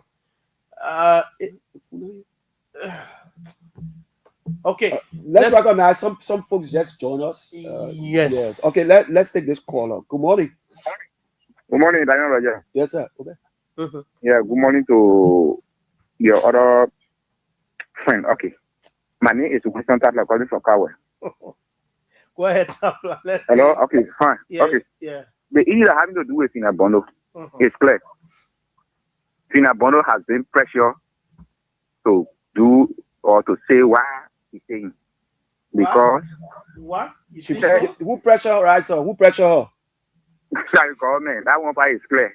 How? Between you and myself. I'm telling you. The government said you come publicly and tell her thank you. You think so? Amen. Yeah, because she said that the only thing that the government will rely on or that the only thing she will be vindicated that she will not go to jail. She did not say it. She will not say it. No, but she that did the not say reality. it. No, she did not. Let's We're not going to buy previous. Yeah. Let's not jump the gun. You can't say why that you think she did not mention her former boss to tell him thank you? That's what we also. say. Why she did not? But somebody, Ambassador Maxwell represented President Weah. Okay, his speech. Maxwell Kimia name was mentioned. We are called Fina every day, according to this message. Hello. Yes, sir. Go ahead. Why do you think that she's supposed to be facing prosecution? Why do you think the president will intervene on her behalf? Or you know why the president did that? No. Do you know her father? Elijah Tamabono worked with the government until retirement. He worked for ELBC and he worked for the Ministry of Information. So the official Gazette was read by the government. So it means that when it comes to knowing people now, when you know somebody, then the justice system will not be fair to that. It will not be fair. But we're not talking about justice system. We're talking about Fina's fatherhood pass. And the way seditionists are handling her, the way they are condemning, insulting her. And she said she's surprised because her own people wanted her to go to jail. What you got to do when somebody committed crime? Oh. But she's not saying they will not try her. It's not what she's saying. She said people wanted her to be in jail so she can bury her pa. Her own people. Some of her people. From today, I'm going to tell them that she will support them or she will promote them. They will not do nothing to Fina again. Oh God. All right. Thank you so much for your call. Thank you so much for your call. Thank you so much. Let's see if we can take one or two more, then we take a break.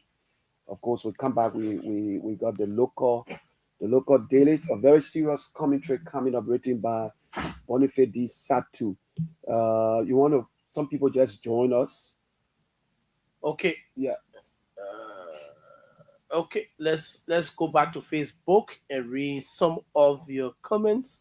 Let's acknowledge you. Those of you who are following us. Let's do justice to this last caller. Say we're just calling in. Okay. Yeah, he's not getting us. Let's do justice to this last caller. Yeah. On the second. Good morning. Yeah. Morning, Roger. Good morning. Yeah, big bro, Litama. Oh, so Tama. Okay, the boy vessel. I remember. I know he left good business because of the fire. He just thinks he found a service. So I heard that you put to in jail. No problem. I will get to him. All right. Okay. I didn't want to feel about no issue. I just lying down here in my office listening to you. You know.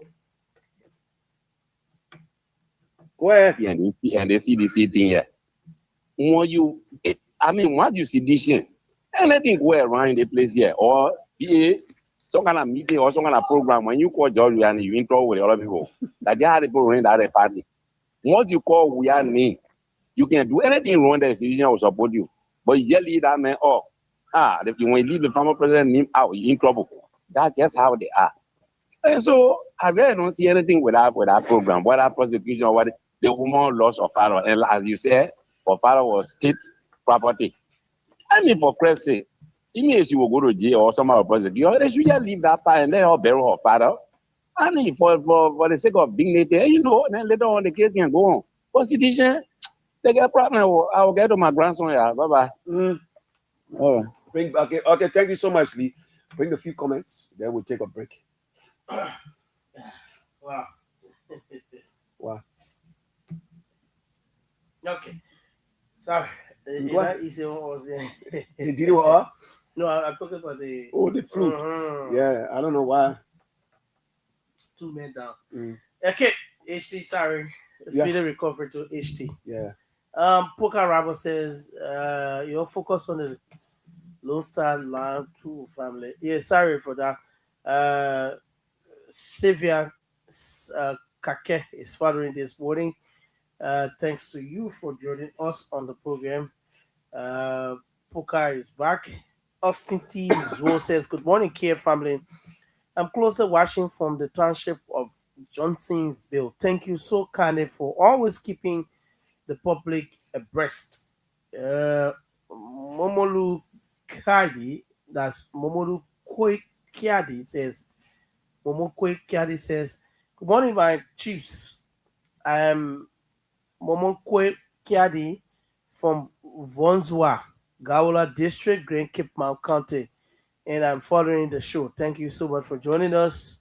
Uka is seriously protesting for the Lone Star line this morning. Yeah, Lawrence P says, good morning. I'm Lawrence SP watching from my Wold Town community, Ganta City, Nima County. Thank you for joining us. And all of you who are following us this morning, thank you so much for using your data to follow us on the program every morning and other programs right here on Kear Radio 95.9. This is your friendly station. This is your credible, factual, timely radio. And yes, indeed, we're here to serve you breakfast, the sheriff and the deputy. And Okay. so we'll take a few more calls and then we'll transition to the newspaper. No, we'll take a break. Yeah, okay. Let's go for a break. And it's for what it calls. But let me say good morning to Edwin Kitka Jr., CK, classy man from Lone Star MTN, and also Lieutenant Colonel Rubin Kitkat from NPA, the chief prosecutor. Let's take a break. We'll come back. We'll jump straight into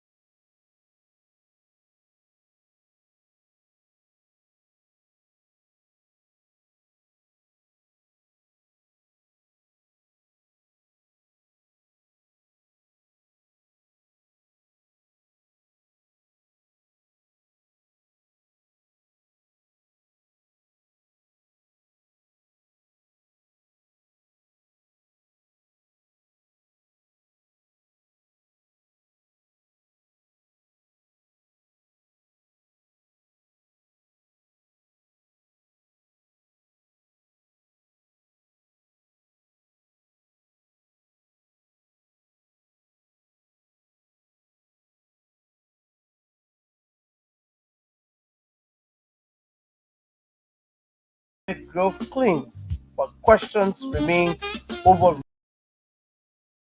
It's on the front page of the paper. President Bouaka seals 3 strategic ECOWAS agreement. Photograph of His Excellency the President of the Republic of Liberia, Joseph Yuma Bouaka Sr. is on the front page of the paper. Without strictly to the back page of the paper this morning. Senate Public Accounts Committee summoned Public Works over US 990,000 Bapolu Road probed. Photograph of Bapolu Senator Amara Kone is on the back page of the paper. Without move strictly to another story, tapping the back page of the paper this morning.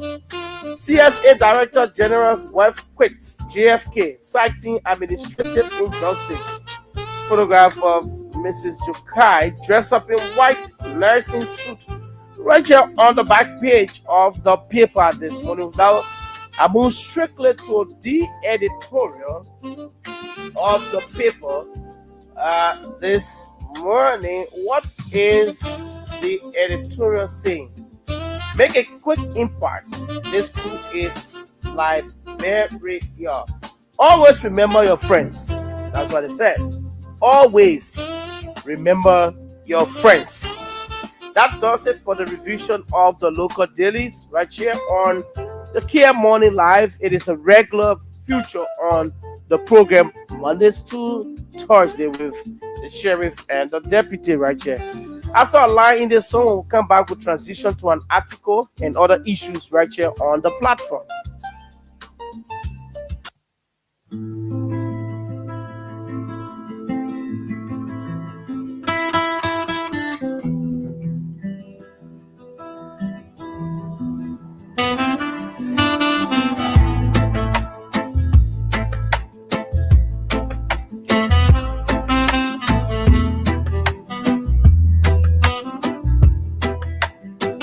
My sweet Liberia, land I love, why are you crying through the dust?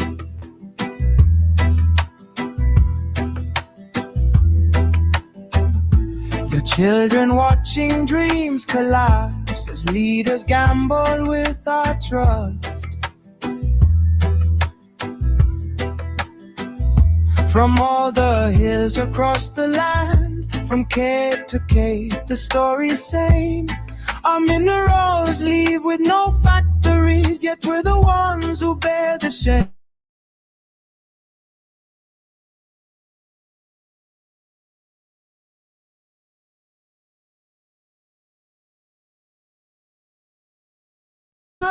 Can you hear? Corruption is killing my country, dragging us down on wounded knees. Bad consensus, bad leadership.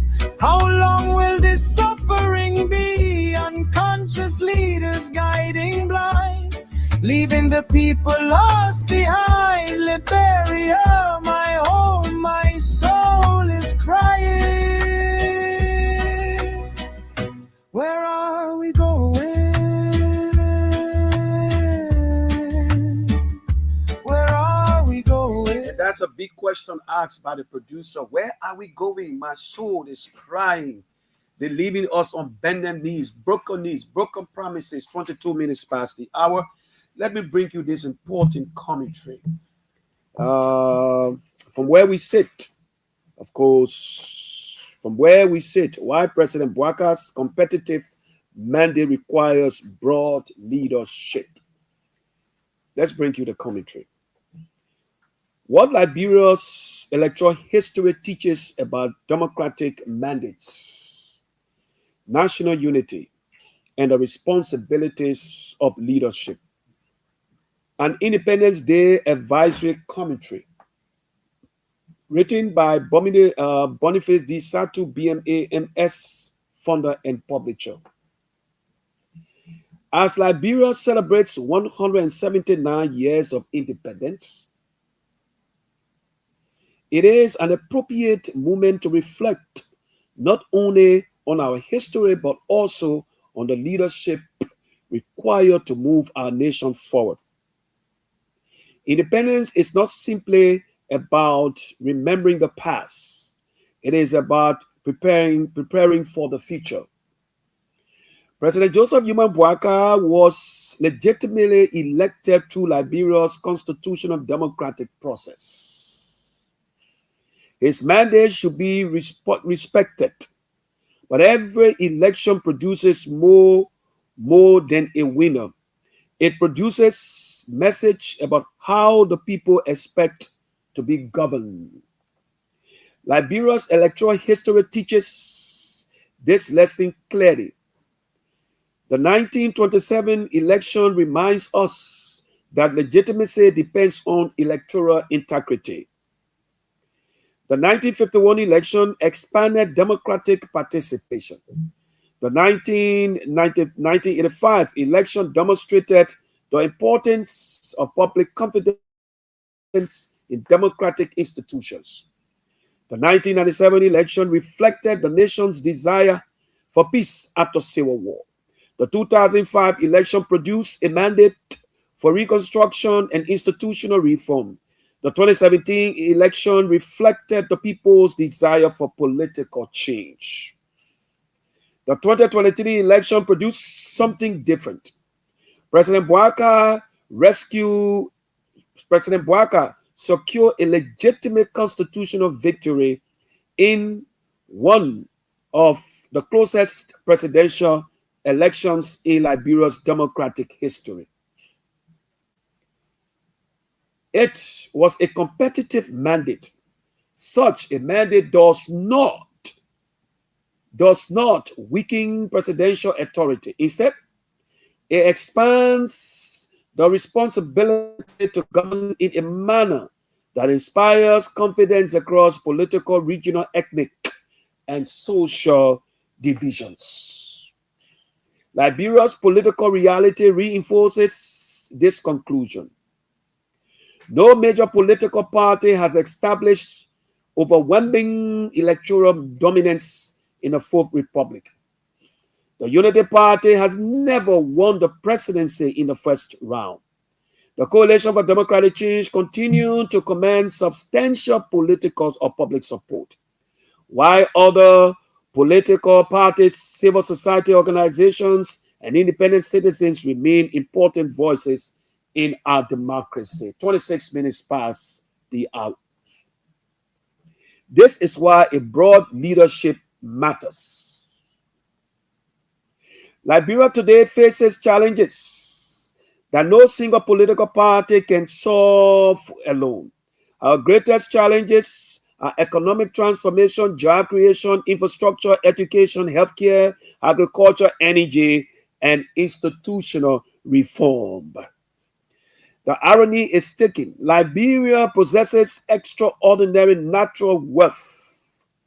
We hold more than 40% of the remaining Upper Guinea forests, abundant mineral resources, fertile agricultural land, one of Africa's youngest populations. Yet more than half of Liberians continue to experience multinational poverty.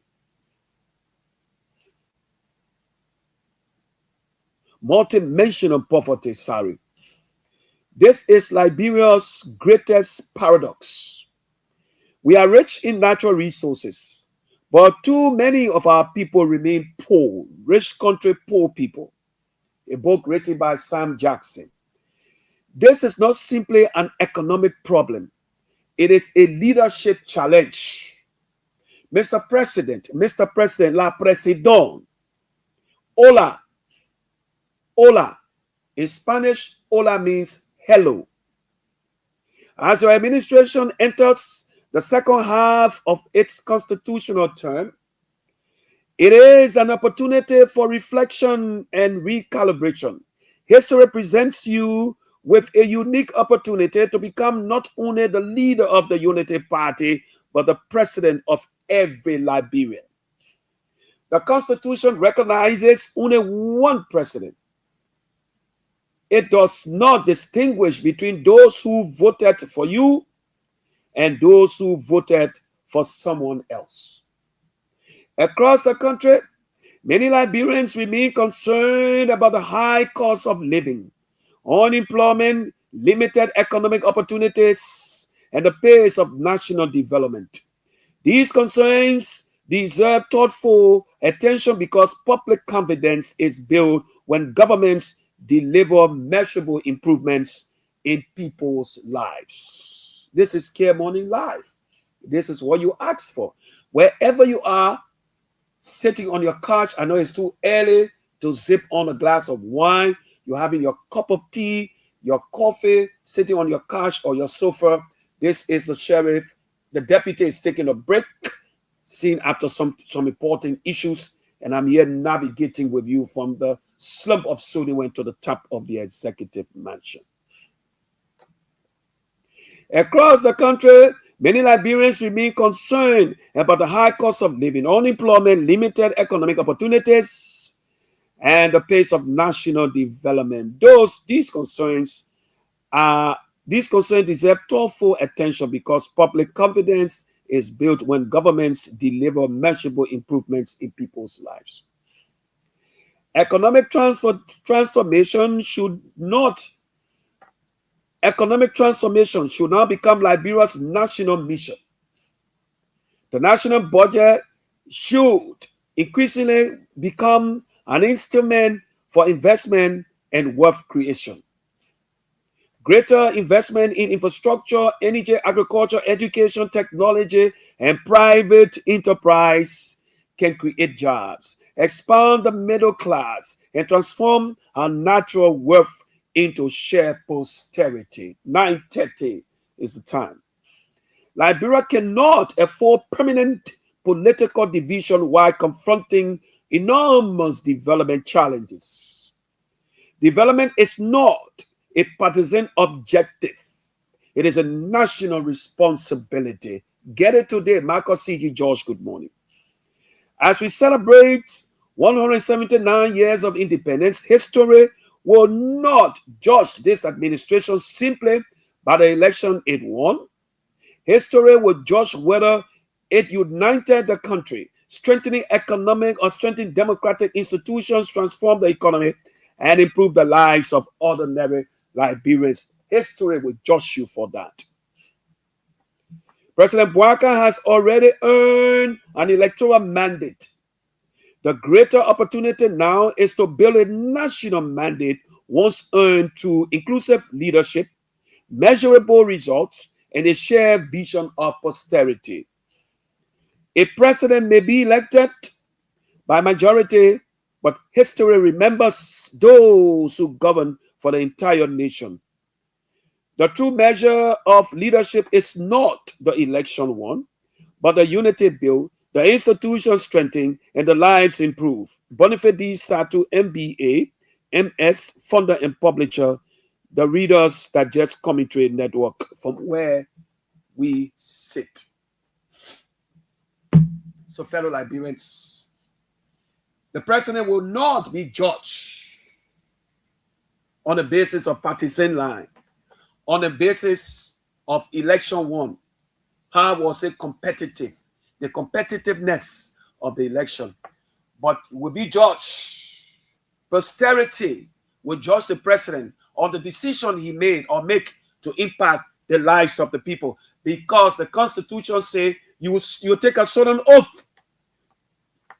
Whether you're senator, a representative, elected, or president, or commission, you will take a sovereign oath. And we hope this president will be remembered for a sound economy. We cannot be a rich country but poor people. We are swimming in abject poverty. Who's listening to us for God's sake? Time so hard, time so rough. Everybody going crazy. 28 minutes to the hour. Now,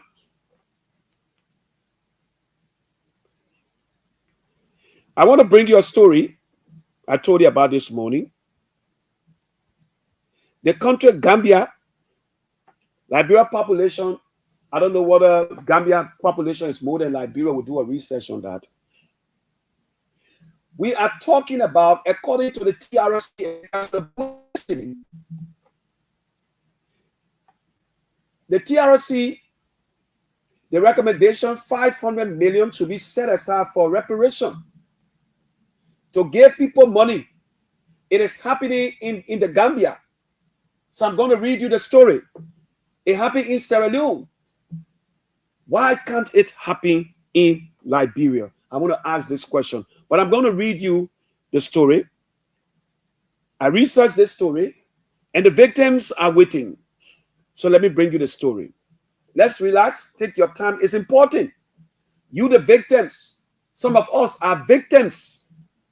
250,000 of our comrades and comrades died for the senseless war. The people of Gambia, those who were affected by Yahya Jammeh rule, have been compensated.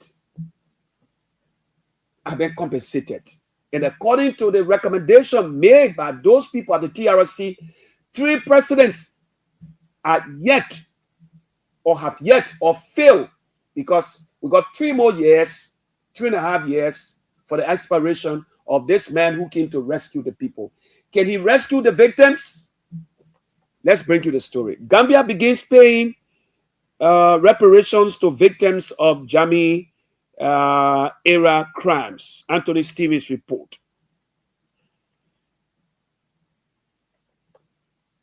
The Gambia begins paying reparations to more than 1,000 victims of Jammeh era abuses, following a $237 million or 3.7 million recommendation. The country is also moving toward accountability, having appointed a special prosecutor and preparing a tribunal for prosecutions. Advocates say the move offers license for Liberia, where $500 million reparation plan remains unimplemented, as the push for a criminal tribunal intensified. Anthony Stevens, senior justice correspondent with New Narratives, write. The Gambia has begun paying reparations, I hope I got it right, to victims of crimes committed during the violent 22-year regime of former President Yahya Jammeh that ended in 2017. The country's 2021 Truth and Reconciliation and Reparations Commission report recommended that more than 1,000 victims pay $237 million. That's the Gambian money, or equivalent to US $3.7 million, for the wave of terror that left about 250 dead and thousands of victims of human rights violations. 83 victims have been targeted for the exercise, with the commission expected to pay a total of 761 victims in a broader implementation of the process. The reparation program, said Issa Cook, executive secretary of the Reparations Commission, in an email. Advocates say the move offers license for Liberia, where the 2009 Truth and Reconciliation Commission report recommended $500 million in reparation pay to victims of the civil wars between 1989 and 2003. $740 million in total in today's dollars.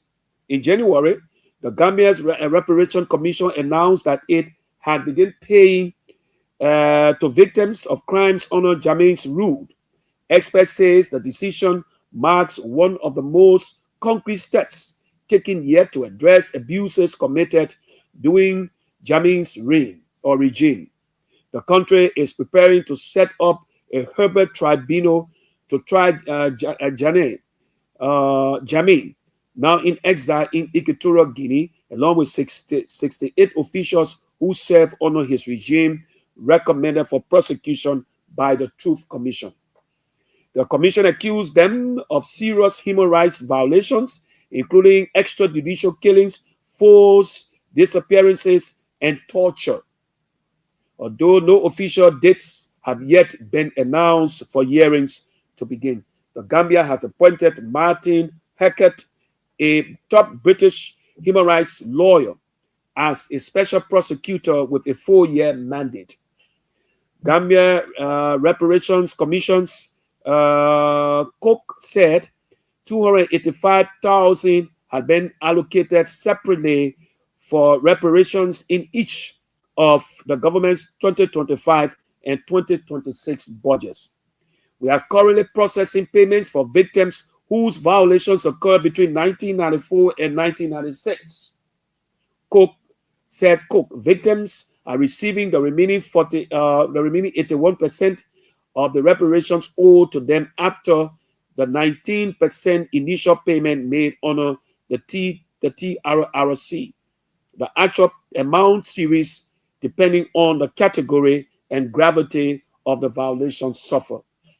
Aspect says reparations are a crucial part of healing in societies emerging from conflict. They say such programs acknowledge the harm suffered by victims while helping rebuild trust in institutions and prevent future abuses.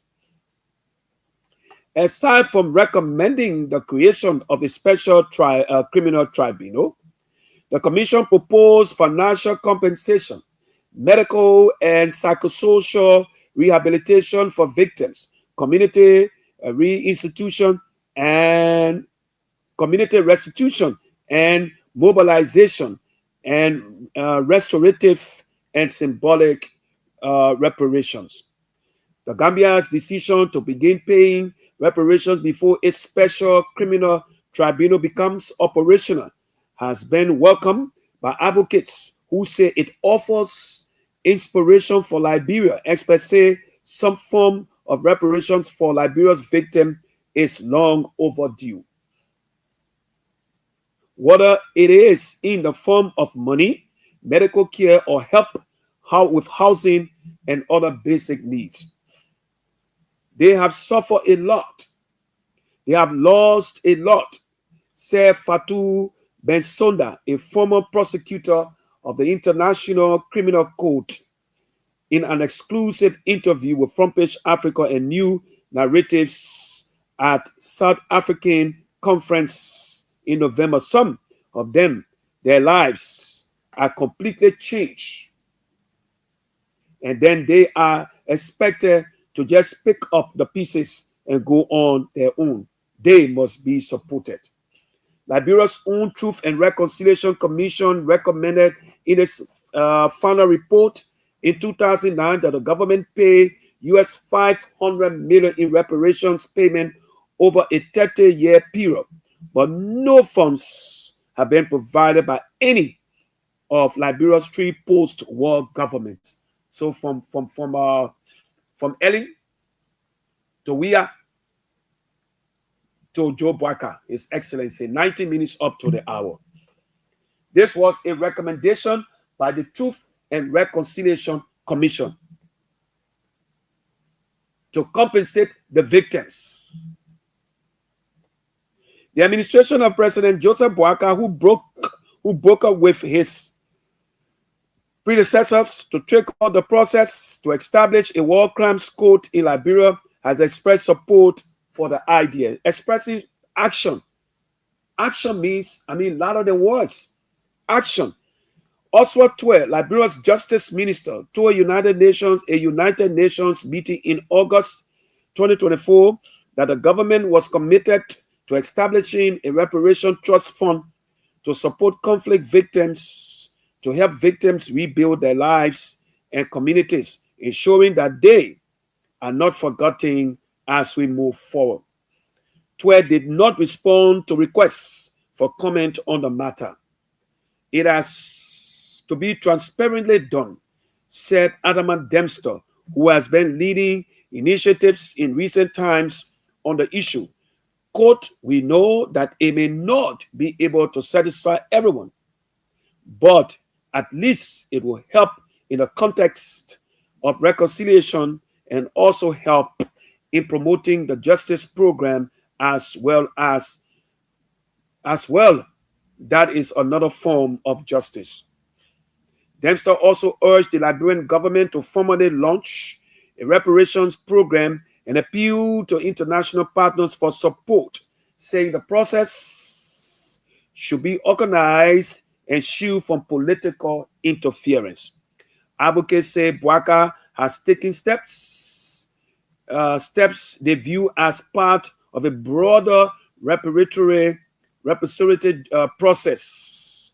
These include an official state apology to victims of the civil wars, a pledge to build a national war memorial for victims and regional peacekeepers, and a prayer service. Reparations have been paid in various forms in other settings. The International Criminal Court was the first prominent international criminal court to establish a dedicated trust fund for victims as part of its funding treaty between 2017 and 2024. The court ordered roughly $95 million in reparations for victims in 5 cases involving war crimes and crimes against humanity. The largest award came in 2024 when the court ordered Dominic Ojin, a former Ugandan rebel commander, to pay US $60 million to more than 49,000 victims. Ojin lost his appeal and is serving a 25-year sentence in Norway after being convicted on 60 counts of war crimes and crimes against humanity, including murder, rape, and the adoption of children. In Liberia, we vote for the people. People who are responsible for killing, murdering, raping our children, our mothers. Today, you vote for them. So you are the cause. What decision you think they will make for you? Sierra Leone's reparations program offers another example for the region. Managed entirely by the government. The program registered between 28,000 and 30,000 war victims as eligible for assistance. About 20,000 received one-time interim payments, with plans later announced to reach roughly 10,000 more, but limited funding. However, many registered victims never receive comprehensive reparation. In 2014, report the Peace Research Institute Frankfurt, a leading German independent traditional justice research institute, said the program received 8.5 million in funds that were invested into measures such as one-time interim relief payments, medical operations for serious injuries, vocational training, and macro grants. But it added that due to the high number of victims, benefits were distributed selectively to specific target groups, such as amputees, people who they cut their limb, their arm, their hand, and bulk of victims with one-time payment of roughly 2008 to 2013. Despite such challenges, experts say Sierra Leone's experience shows that reparations programs are possible even with limited resources. Binta Mansare, Register of the Rhodesia Special Court for Sierra Leone and former Register of the Special Court, said Liberia had an opportunity to better its transitional justice program and privatize reparation. It is not one thing or the other. Survivors of violent conflict are entitled to both reparations and justice. So you don't substitute one for the other, said Mansare in an interview on the sidelines of a recent justice conference in Monrovia. Psychosocial support is extremely important. Others need medical support because of the long-lasting injuries. Some of them will live with their injuries for the rest of their lives. Others will need welfare treatments because they lost everything and they are unable to engage in any gainful employment for the livelihood or take care of their families. Amen. So, fellow Liberians, this is where we are. The recommendation by the TRC that 500 million should be set aside.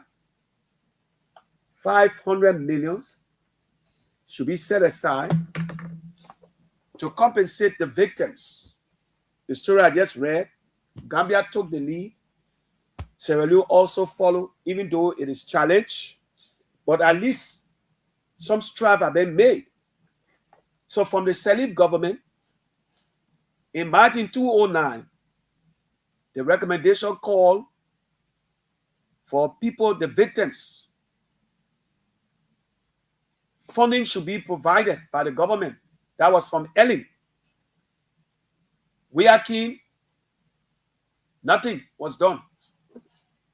Nothing was done as per the report or the recommendation that 500 million should be paid in 30 years, not 1 year. Imagine 250,000 of our people died. Today, they are unable to pick up the pieces. They are unable to pick up the pieces. They have been left behind, abandoned because of the insensitivity of our people, fellow Liberians. Can this government muster the courage? Can this government, this is all part of the rescue. The president is in the know, the government is in the know that yes, indeed, these people must be compensated. But nothing has been done. Ellie is guilty. Billions of dollars came here. They stored up the money. They looted the country. They robbed the country. Some of them can live here today. Some of them in Accra. They're in South Africa. They're around the world. Because our country is not a serious country when it comes to prosecution.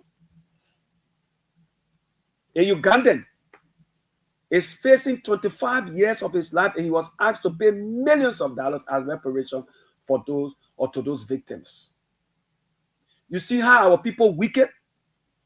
And these are the stories I will dig up so you can know, so you can be reminded, fellow Liberians. So you can be reminded. We'll remind you, this is our job. We took an oath to protect the public interest and to inform you, our mothers in the market, fathers, Yana boys, pimping riders, keke, that it was the TRC recommended, the recommendation from the TRC that look, 500 million United States dollars should be set aside in 30 years. That money will be paid in 30 years to victims of the war. But not a single dime. Ellen played lip service like Ellen, like we are, like Bwaka.